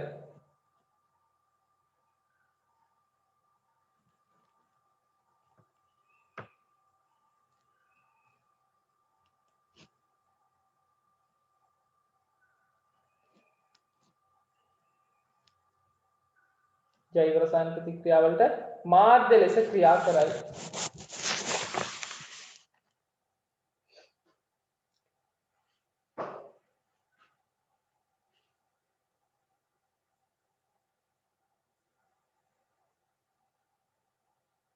හරි. තුන්වෙනි එක ඉවරද? ඊට පස්සේ ලියන්න 4. දැන් ඒ කරුණු තුන ඉව බහල් කර ලකුණු දාලා ඊට පස්සේ ප්‍රධාන අංකයක් විදිහට 4 දාන්න මෙතන. 4. හරි. ඔයගොල්ලෝ දන්නවා ළමයි ජලයට අධික විශිෂ්ට තාපධාරිතාවයක් තියෙනවා. විශිෂ්ට තාපධාරිතාවය කියන්නේ මොකක්ද? ජලය විශිෂ්ට තාපධාරිතාව කියලා අපි හඳුන්වන්නේ ජලයේ කිලෝග්‍රෑම් එකක උෂ්ණත්වය. ඒ කියන්නේ ජලයේ කිලෝග්‍රෑම් එකක උෂ්ණත්වය සෙල්සියස් අංශක 1කින් ඉහළ නංවන්න නම් ඒ කියන්නේ ජලයේ කිලෝග්‍රෑම් එකක් උෂ්ණත්වය සෙල්සියස් අංශක 1කින් ඉහළ නංවන්න නම් අපි ඒකට සපයන්න යුතු තාප ශක්ති ප්‍රමාණය ජූල් 4200ක්. එතකොට සෙල්සියස් අංශක 1කින් ඉහළ නංවන්න ජූල් 4200ක් දෙන්න ඕන කියන්නේ ඒක විශාල තාප ප්‍රමාණයක් අපි සපයන්න ඕන. එතකොට ජලයට අධික විශිෂ්ට තාපධාරිතාවයක් තියෙනවා. හරි. හතර දාලා ලියගන්න. ජලය සතු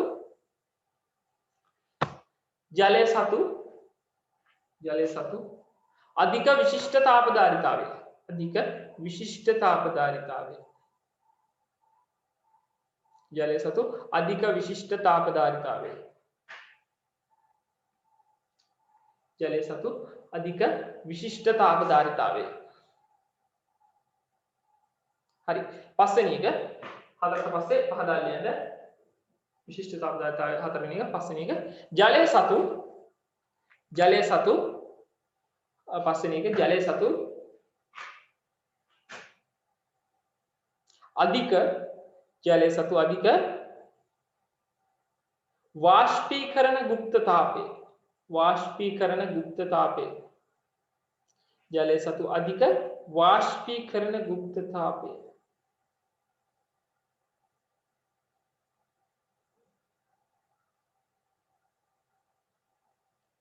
ජලය සතු අධික වාෂ්පීකරණ ගුප්ත තාපය. 6 දාලා ලියන්න. 6 වෙනි එක ජලය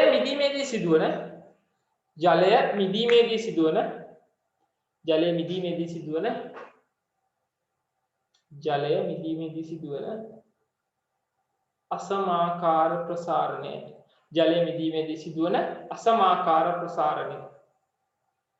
මම ඒක පැහැදිලි කරන්න ළමයි. ජලය මිදීමේදී සිදුවන අසමාකාර ප්‍රසාරණය.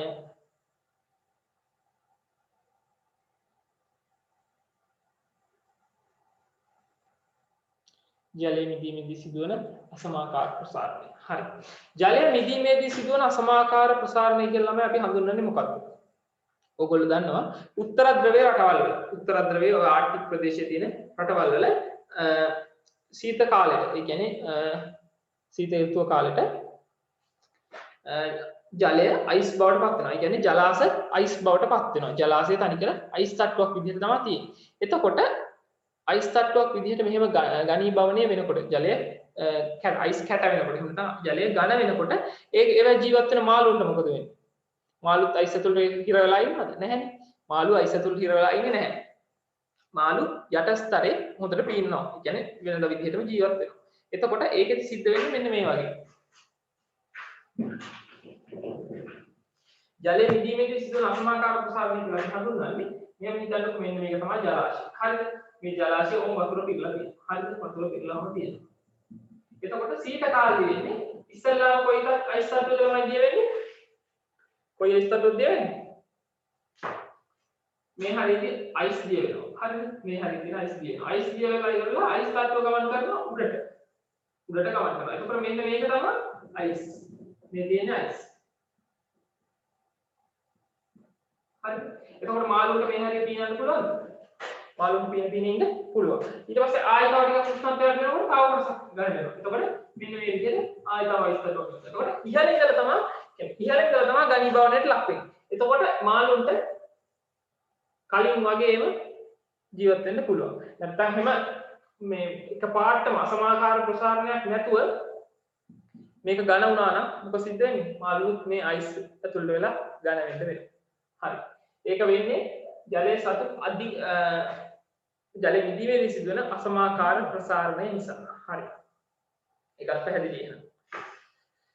හරි. ඔච්චරයි ජලයේ සතු ගුණාංග විදිහට අපිට ඉගෙන ගන්න තියෙන්නේ. හරි. ඊට පස්සේ අපි යන khනිජ ලවණ කියන මාතෘකාවට. මේක ප්‍රධාන මාතෘකාවක්. khනිජ ලවණ. ඒ කියන්නේ ජලය වායු වර්ග සහ khනිජ ලවණ ගැන අපි කතා කරන්නේ. එතකොට දැන් මේ khනිජ ලවණ දාගන්න මාතෘකාවක් විදිහට khනිජ ලවණ.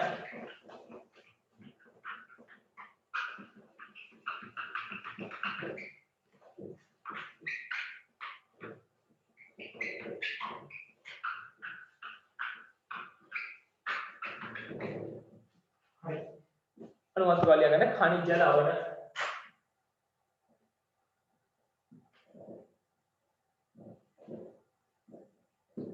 මේ පාඩම දැන් මේ අද උගන්වන පාඩමට සම්බන්ධ වෙන්න බැරි කට්ටියට අපි YouTube එකට මේ වීඩියෝ එක දානවා. එතකොට group එකට message එකක් දාලා ඒ වීඩියෝ එක ඉල්ලගන්න.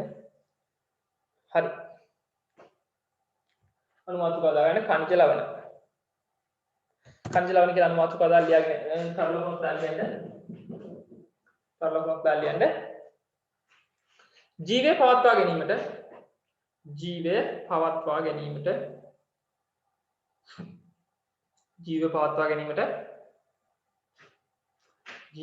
ගැනීමට උපකාර වන ප්‍රධාන අකාබනික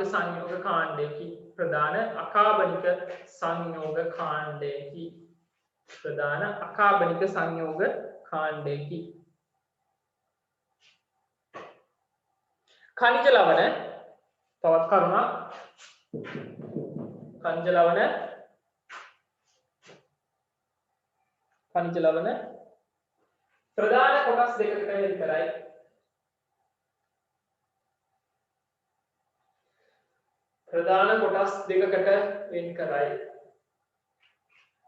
khනිජ ලවණ ප්‍රධාන කොටස් දෙකකට වෙන් කරයි.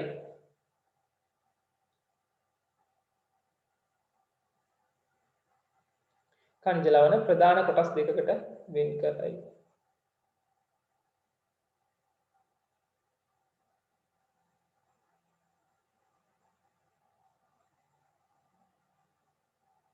හරි. ප්‍රධාන කොටස් දෙකකට වෙන් කරයි කියලා ලිව්වට පස්සේ එක යට ලියන්න. පොත මැද්දෙන් 1 2 දාගන්න. දාලා එක යට ලියන්න. අධිමාත්‍ර මූලද්‍රව්‍ය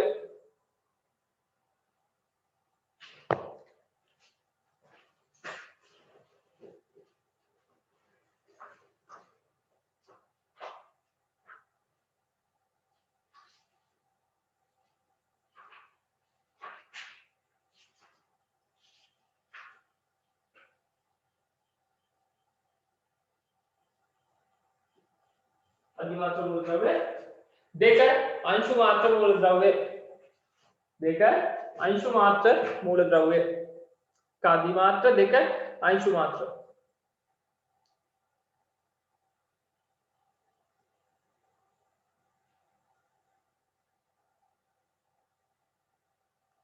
මාත්‍ර මූලද්‍රව්‍ය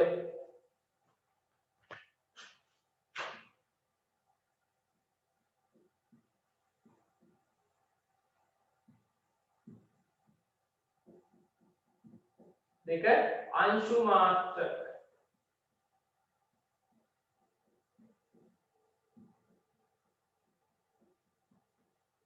කර්ම මාත්‍ර දෙක අංශු මාත්‍ර මූලද්‍රව්‍ය හරි ප්‍රධාන කොටස් දෙකයි එකක් අධිමාත්‍ර මූලද්‍රව්‍ය සහ අනිත් එක අංශු මාත්‍ර මූලද්‍රව්‍ය හරි ඊට පස්සේ ලියන්න වෙනම කරුණක් විදිහට තව ලකුණක් දාලා ලියන්න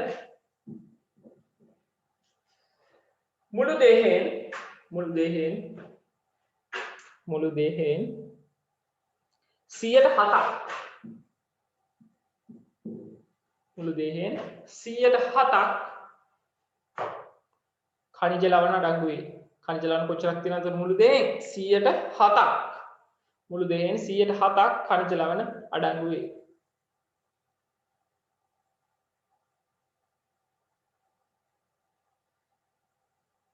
හරි මුළු දේෙන් 107ක් खनिज लवण අඩංගු වේ ඊට පස්සේ අධිමාත්‍ර මූලද්‍රව්‍ය කියලා අනුමාත්‍රාව ගන්න අධිමාත්‍ර මූලද්‍රව්‍ය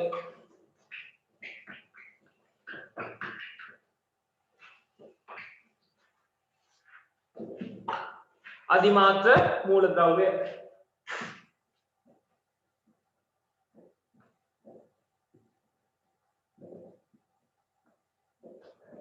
अधिमात्र मूलद्रव्य කියලා අනුමාත්‍රාව ගන්න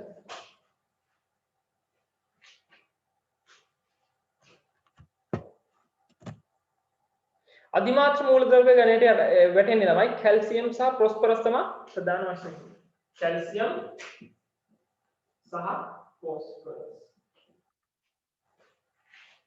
හරි අධිමාත්‍ර මූලද්‍රව්‍ය කියලා තමයි වගුවක් ගහගන්න තියෙනවා හරිද වගුව ප්‍රධාන කොටස් කීයද තුනකට බෙදෙනවා හරිද පළවෙනි දීව පොඩියට ගහගන්න ඒක ප්‍රශ්නයක් නැහැ අනිත් දෙක ගොඩක් පළලට හිටින්න ඕන හරිද ඊට පස්සේ පළවෙනි එකේ khනිජ ලවණ පළවෙනි දීවේ khනිජ ලවණ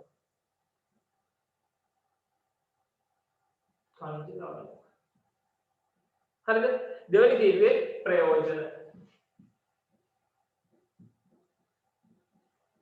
තුන්වෙනි දීර්ඝයේ ඌනතා ලක්ෂණ ඌනතාවය කියන්නේ අඩු වෙච්චහම ඇතිවන ලක්ෂණ ඌනතා ලක්ෂණ හරි මෙන්න මේ විදිහට වග ගන්න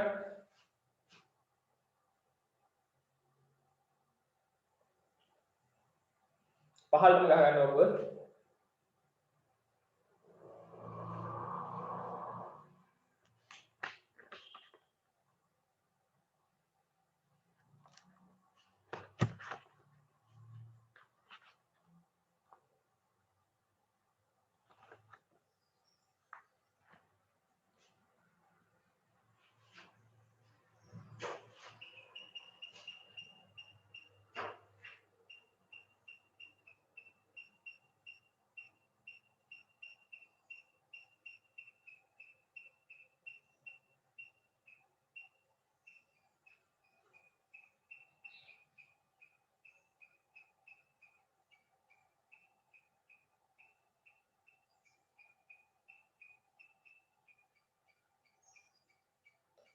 හරිද ඔබ ගහගන්නද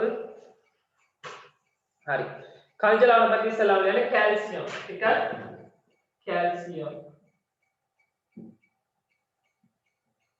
කැල්සියම් එහෙම නැත්නම් Ca කියලා වර්ණයක් දාන්න කැල්සියම් කැල්සියම්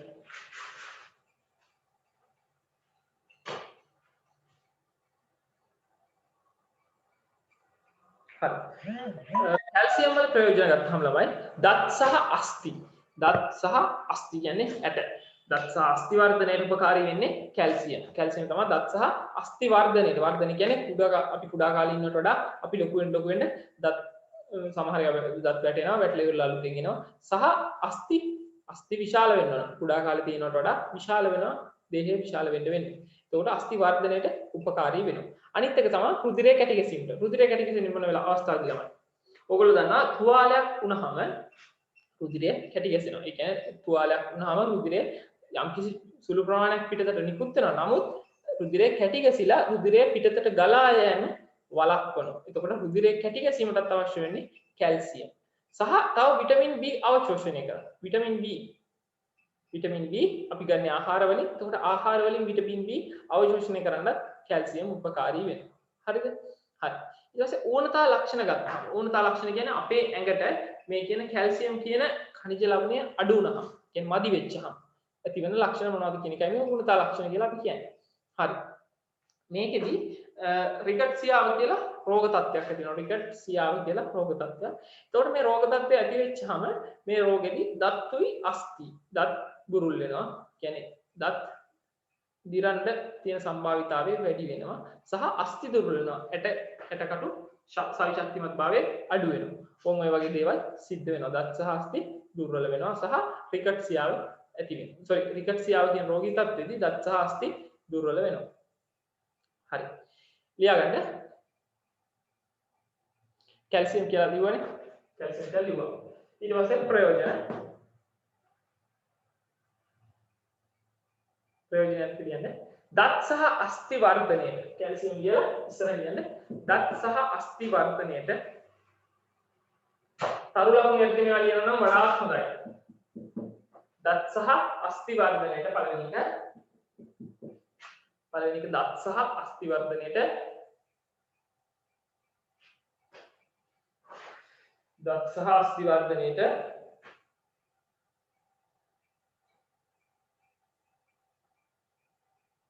දෙවෙනි එක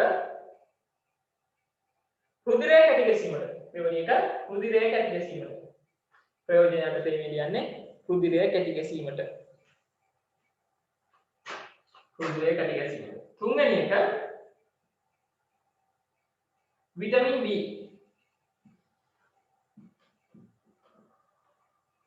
විටමින් B අවශෝෂණයට. තුන්වෙනි එක විටමින් B අවශෝෂණයට.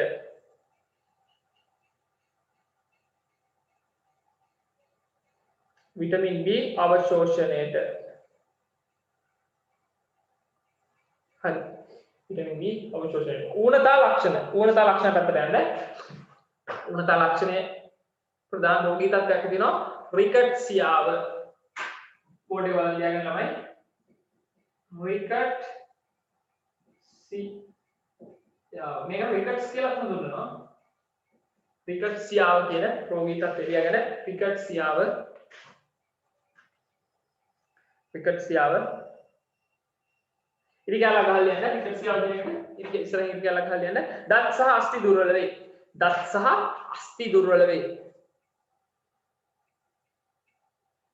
දත් සහ අස්ථි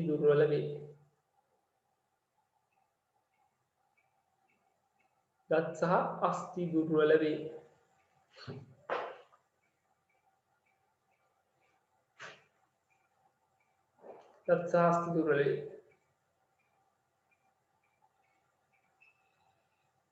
හරි. ඊට පස්සේ ඒ තීරුව වහන්න. ඒ කියන්නේ කැල්සියම් ගැන ලිව්වා, දත් සහ අස්ථි දුර්වල වේ කියන මෙතෙන්ටත් ලිව්වා. ඒ තීරුව සම්පූර්ණ මෙතෙන්ලා අතෙන්ට එනකන් ඉලක්ක ගහලා වහලා දාන්න ඒ කොටස. හරි. ඒක ඉවරයි. ඊට පස්සේ ફોස්ෆරස් දෙවෙනි මූලද්‍රව්‍ය දෙක මේක දෙක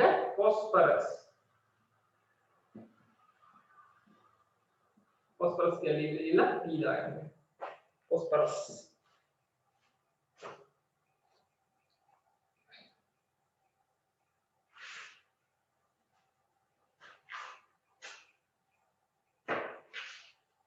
කියලා ඊළඟ ફોස්ෆරස් ફોස්ෆරස් වලින් ළමයි සිද්ධ වෙන්නේ අර කාර්යම තමයි. ඒ කියන්නේ දත් සහ අස්ථි වර්ධනයට උපකාරී වෙන එක. දත් සහ අස්ථි වර්ධනයට උපකාරී වෙන එක අඩු වුණාම සිද්ධ වෙන්නේ දත් වැටෙන්න බලනවා. ඒ කියන්නේ දත් දිරා යන්න බලනවා සහ දත් වැටෙන්න බලනවා සහ අස්ථි දුර්වල වෙනවා. ඒ කියන්නේ පොඩි කම්පනයකදී උනත් අතපය කැරෙන්න පුළුවන්. ඕක තමයි උණතා ලක්ෂණය. හරි. ફોස්ෆරස් කියලා දාන්න දාලි වලලා ලියන්න ප්‍රයෝජන යටතේ ලියන්න දත් සහ අස්ථි වර්ධනයට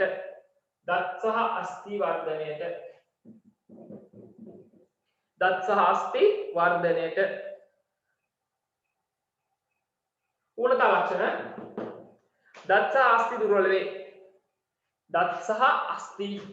වේ.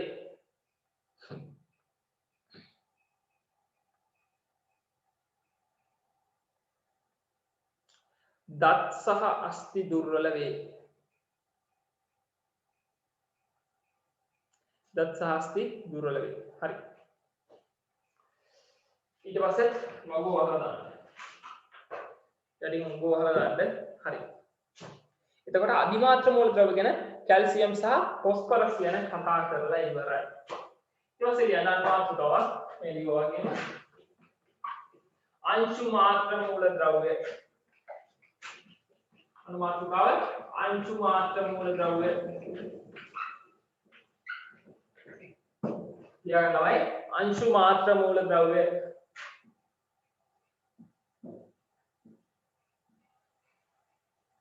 अंशु मात्र मूल द्रव्य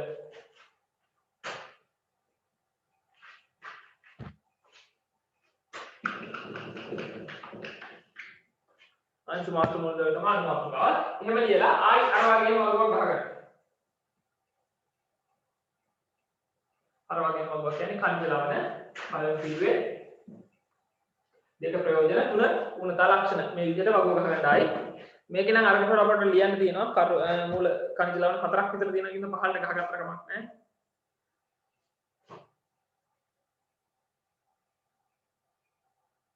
अंशु मात्र मूल द्रव्य කියලා වගුව ගහ ගන්න වෙනවා खनिज लवण प्रयोजन සහ ඌර්ධ ලක්ෂණ.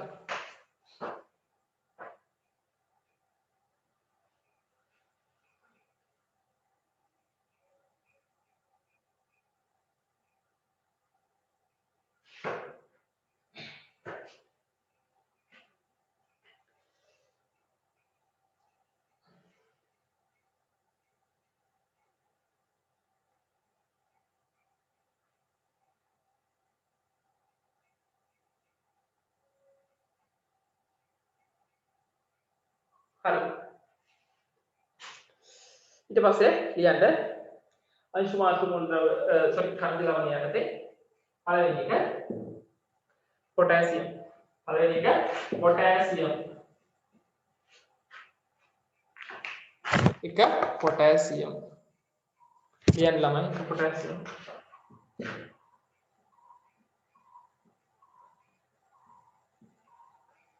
पोटेशियम කියලා K යක් වලට දාන්න. पोटेशियम සංකේතය මොකක්ද ළමයි? K. पोटेशियम. හරි. पोटेशियम ඊට පස්සේ ප්‍රයෝජනයට ලියන්න. पोटेशियम වැදගත් වෙන ළමයි ස්නායු ආවේග සම්ප්‍රේෂණයේ ක්‍රියාවලියට. ඕගොල්ලෝ ස්නායු සංයෝජනය ගැන ක්ලාස් එකේ ඉගෙන ගන්නවා. එතකොට ස්නායු ආවේග සම්ප්‍රේෂණය කිරීමේ ක්‍රියාවලියට තමයි මේ पोटेशियम වැදගත් වෙන්නේ. पोटेशियम පොම්පේ K+ පොම්පේ කියලා එකක්. එතන ස්නායු ආවේග ගැන කතා කරද්දී අපි ඉගෙන ගන්න තියෙනවා. හරි. ලියාගන්න. ප්‍රයෝජන යටතේ ස්නායු ආවේග සම්ප්‍රේෂණයට. ප්‍රයෝජන ස්නායු ආවේග සම්ප්‍රේෂණයට.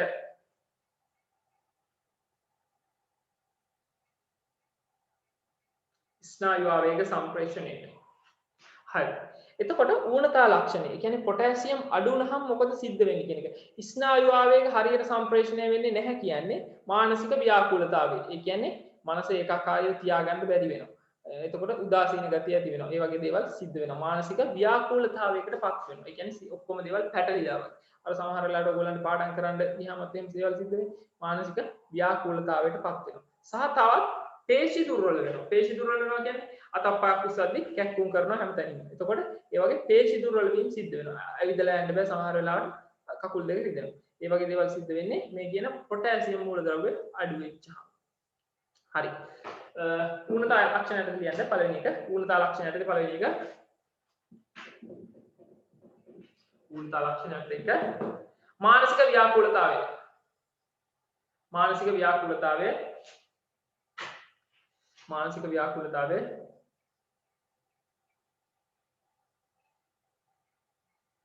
मानसिक व्याकुलतावे දෙක පේශි දුර්වල වීම ඊළඟ තරලකුණ යටතේ පේශි දුර්වල වීම පේශි දුර්වල වීම සහ මානසික ව්‍යාකුලතාවය කියන ගැටලු දෙක ඇති වෙනවා. හරි. मानसिक व्याकुलतावे पेशी दुर्वल වීම. හරි. දෙවෙනි එක. දෙවෙනි මූල ද්‍රව්‍ය දෙවෙනි කන්ති ලවණේ යකඩ. මේ කොර යකඩ අංශු මාත්‍ර මූල ද්‍රව්‍ය. යකඩ කියලා දාලා Fe දාගන්න. Fe යකඩ.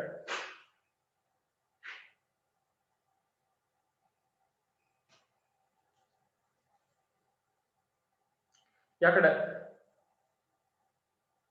හරි. යකඩ උපකාරී වෙන්නේ ළමයි ප්‍රධාන වශයෙන්ම රුධිරය ඔයගොල්ලෝ දන්නවා රුධිර පටකය ගැන ඉස්සර 11 ඉගෙන ගන්න දෙන්නේ. එතකොට ඉගෙන ගන්නවා අපි රුධිරේ හිමොග්ලොබින් රුධිර රතු රුධිරාණු සෛලයක් ගත්තාම මෙන්න මේව මඩල ආකාර සෛලයක්. හරිද? මැද්ද පැටලි ගොඩක්. එතකොට ඕකේ තියෙනවා හිමොග්ලොබින් කියලා ද්‍රව්‍යයක්. හරිද? මේකේ අන්තර්ගත වෙනවා හිමොග්ලොබින් කියලා. අතරම දුර හිමොග්ලොබින් කියන්නේ ප්‍රෝටීන් එකක්. ප්‍රෝටීනයක් අන්තර්ගත වෙනවා. හිමොග්ලොබින් කියන ප්‍රෝටීනය අන්තර්ගතයි. එතකොට මේ කියන හිමොග්ලොබින් කියන ප්‍රෝටීනය නිෂ්පාදනය කරන්න උපකාරී වෙන්නේ මොනවද? යකඩ. යකඩ උපකාරී වෙනවා හිමොග්ලොබින් කියන ප්‍රෝටීනය නිෂ්පාදනය කරන්න. හරි. යකඩ කියලා දාලා ලියන්න ප්‍රයෝජන ඇත්තේ රුධිරේ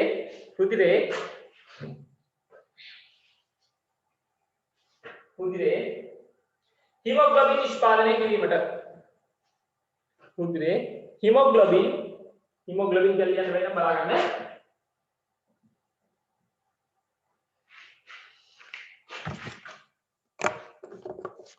හිමොග්ලොබින්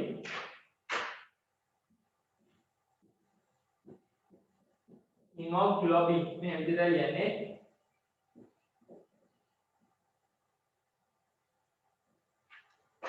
හිමොග්ලොබින්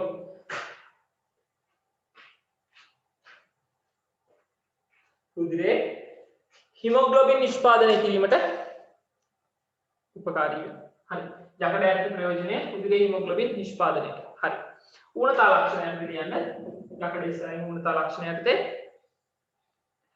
හිමොග්ලොබින් නිෂ්පාදනය වීම අඩු වෙනවා. ඒ කියන්නේ හිමොග්ලොබින් නිෂ්පාදනය වීම අඩු වෙනවා කියන්නේ ඇඟේ තියෙන රතු රුධිර සෛල ප්‍රමාණය අඩු වෙනවා. එහෙම නැත්නම් රතු රුධිර සෛල එකතු වෙලා තමයි රුධිර පටකය නිර්මාණය වෙලා තියෙන්නේ. එතකොට රුධිර පටකේ රුධිර ප්‍රමාණය කියන්නේ ලේ ප්‍රමාණය අඩු වෙනවා. ලේ ප්‍රමාණය අඩු වෙච්චාම ඇති වෙනවා ළමයි රක්තහීනතාවය කියන රෝගී තත්ත්වය. මේ රක්තහීනතාවය ඇති වෙච්චාම ඔයගොල්ලෝ දන්නවා ඇඟ පුරාම බිබිලි එනවා. එතකොට රක්තහීනතාවයේදී කලන්තේ දාලා ඇදගෙන වැටෙනවා. ඒ කියන්නේ ඇදගෙන වැටෙන වෙලාව හොයන්න හම්බෙන්නේ. ඒ වගේ රෝගී ලක්ෂණ ඇති වෙනවා. එතකොට ඌනතා ලක්ෂණ විදිහට අපි සඳහන් කරන්න පුළුවන් රක්තහීනතාවය. ඌනතා ලක්ෂණ රක්තහීනතාවය. රක්තහීනතාවය ඇති වෙනත් එක්කම ඇඟට පණ නැහැ, නිදිමතයි, කියන්නේ කෙලින් හිටගෙන ඉන්න බෑ. ඒ වගේ දේවල් ඇති වෙනවා. ඒ කියන්නේ ක්‍රියාශීලී බව අඩු වෙනවා. එතකොට පළවෙනි කාරණේ රක්තහීනතාවය, දෙවෙනි එක නිද්‍රාශීලී බව.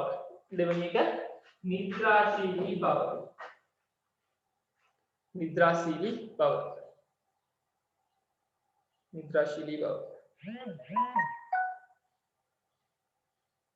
හරි. තුන්වෙනි खनिज लवणය अंशु मात्र मूलद्रव्‍යයට තුන්වෙනි खनिज ලවණය අයඩීන්. කියන්නේ අයඩීන් කියලා අයි දාගන්න. අයඩීන්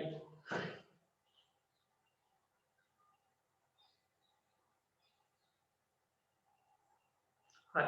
ඔයගොල්ලෝ දන්න ඔයගොල්ලන්ට ඉගෙන ගන්න හම්බ වෙනවා ළමයි බෙල්ලේ ස්වරාලේ බෙල්ලේ ශ්වාසනාලයේ දෙපස පිහිටනවා ග්‍රන්ථියක්. ඒකට අපි කියනවා තයිරොයිඩ් ග්‍රන්ථිය කියලා. මේ තයිරොයිඩ් ග්‍රන්ථිය මගින් ළමයි ශ්‍රාවය කරනවා තයිරොක්සින් කියන හෝමෝන් එක. තයිරොක්සින් කියන හෝමෝනය ශ්‍රාවය කරනවා. මේ තයිරොක්සින් හෝමෝනය මගින් කියන්නේ වයසට ගැලපෙන්න බුද්ධි වර්ධනය. ඒ කියන්නේ ඕගොල්ලෝ දන්නවා පොඩි ළමයාගේ ඉඳලා අපි අවුරුදු 12 13 14 15 වගේ වෙනකොට මොලේ වර්ධනය වෙන්න ඕන. අවුරුදු 1 තිබ්බ මොලේ නෙමෙයි අවුරුදු 12 තියෙන්නේ. එතකොට මොලේ වර්ධනය වීමක් සිද්ධ වෙනවා. එතකොට තයිරොක්සින් හෝමෝනය මගින් තමයි මේ මොලේ වර්ධනයට උපකාරී කරන එහෙම නැත්නම් බුද්ධි වර්ධනය කරන හෝමෝනය විදිහට අපිට දක්වන්න පුළුවන්. තයිරොක්සින් තවත් හෝමෝන තියෙනවා. තයිරොක්සින් ප්‍රධාන වශයෙන්ම වැදගත් වෙනවා. එතකොට තයිරොක්සින් වලින් තමයි බුද්ධි වර්ධනය සිද්ධ කරන්නේ. එතකොට තයිරොක්සින් අඩු වුණොත් මොකද ළමයි වෙන්නේ? බුද්ධි වර්ධනය සිද්ධ වෙන්නේ නැහැ. මොලේ වර්ධනය සිද්ධ වෙන්නේ නැතුව යනවා. හරි. එතකොට අයඩීන් ඉවනේ අයඩීන් වල ප්‍රයෝජන විදිහට දාන්න අයඩීන් මගින් තමයි මේ කියන තයිරොක්සින් හෝමෝනය නිෂ්පාදනය කරන්නේ. හරි. අයඩීන් කියලා ලිව්වා ඊට පස්සේ ප්‍රයෝජනයක් දෙලියන්න තයිරොක්සින් හෝමෝනය නිෂ්පාදනය කිරීමට තයිරොක්සින් බලන්න ලියන්න නැත්නම්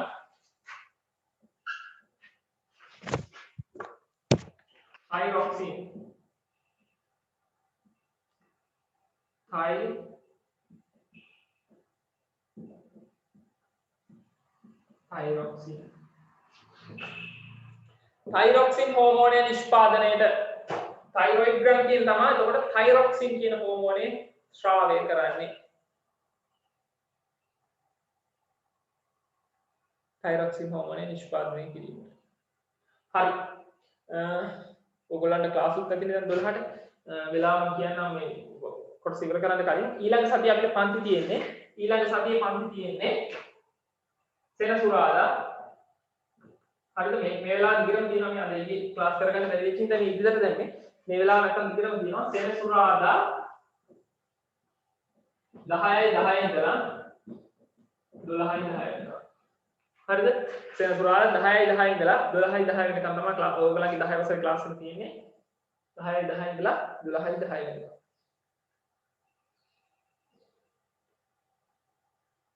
හරි. තයිරොක්සින් වල නැති තයිරොක්සින් හෝමෝනය නිපදවීමට කියලා ලිව්වේ ප්‍රයෝජනයටද තයිරොක්සින් හෝමෝනය නිපදවීමට. හරි. ඌනතා ලක්ෂණයටද ලියන්න මේ පැත්තේ ඌනතා ලක්ෂණයටද බුද්ධි වර්ධනය අඩාල වේ. බුද්ධි වර්ධනය අඩාල වේ. බුද්ධි වර්ධනය අඩාල වේ.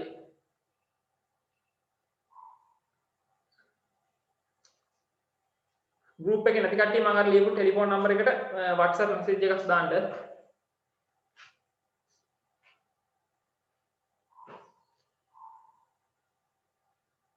බුද්ධි වර්ධනය අඩාල වේ. හරි. එතකොට අයඩීන් ගැන විස්තර කරලා ඉවරයි.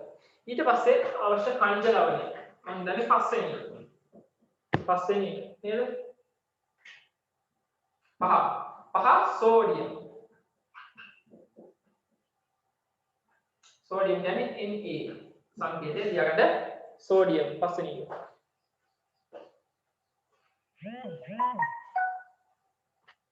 හතරවෙනි එක පස්වෙනි එක නෙමෙයි හතරවෙනි එක සෝඩියම්. හතරවෙනි එක සෝඩියම්.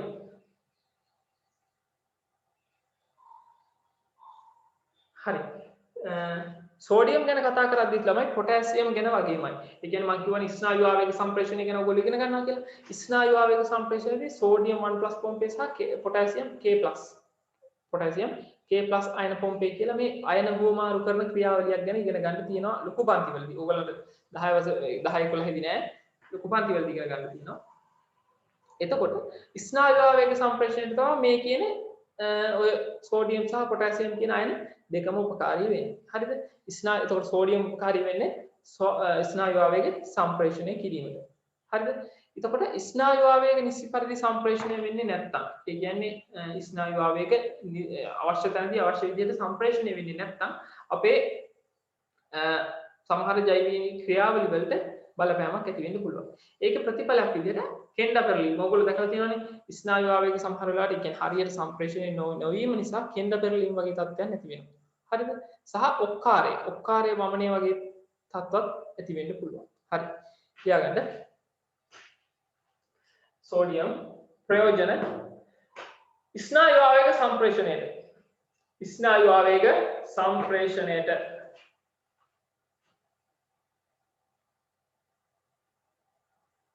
ස්නායු ආවේග සම්ප්‍රේෂණයට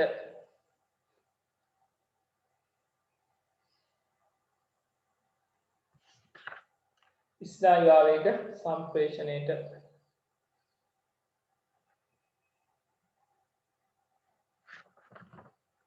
ස්නායු ආවේග සම්ප්‍රේෂණයට. හරි. ඌනතා ලක්ෂණයට දෙලියන්න. ඌනතා ලක්ෂණයටද ඌනතා ලක්ෂණයට දෙලියන්න. කෙන්ඩ පෙරලීම බලාගන්න කියන්න වෙනවා.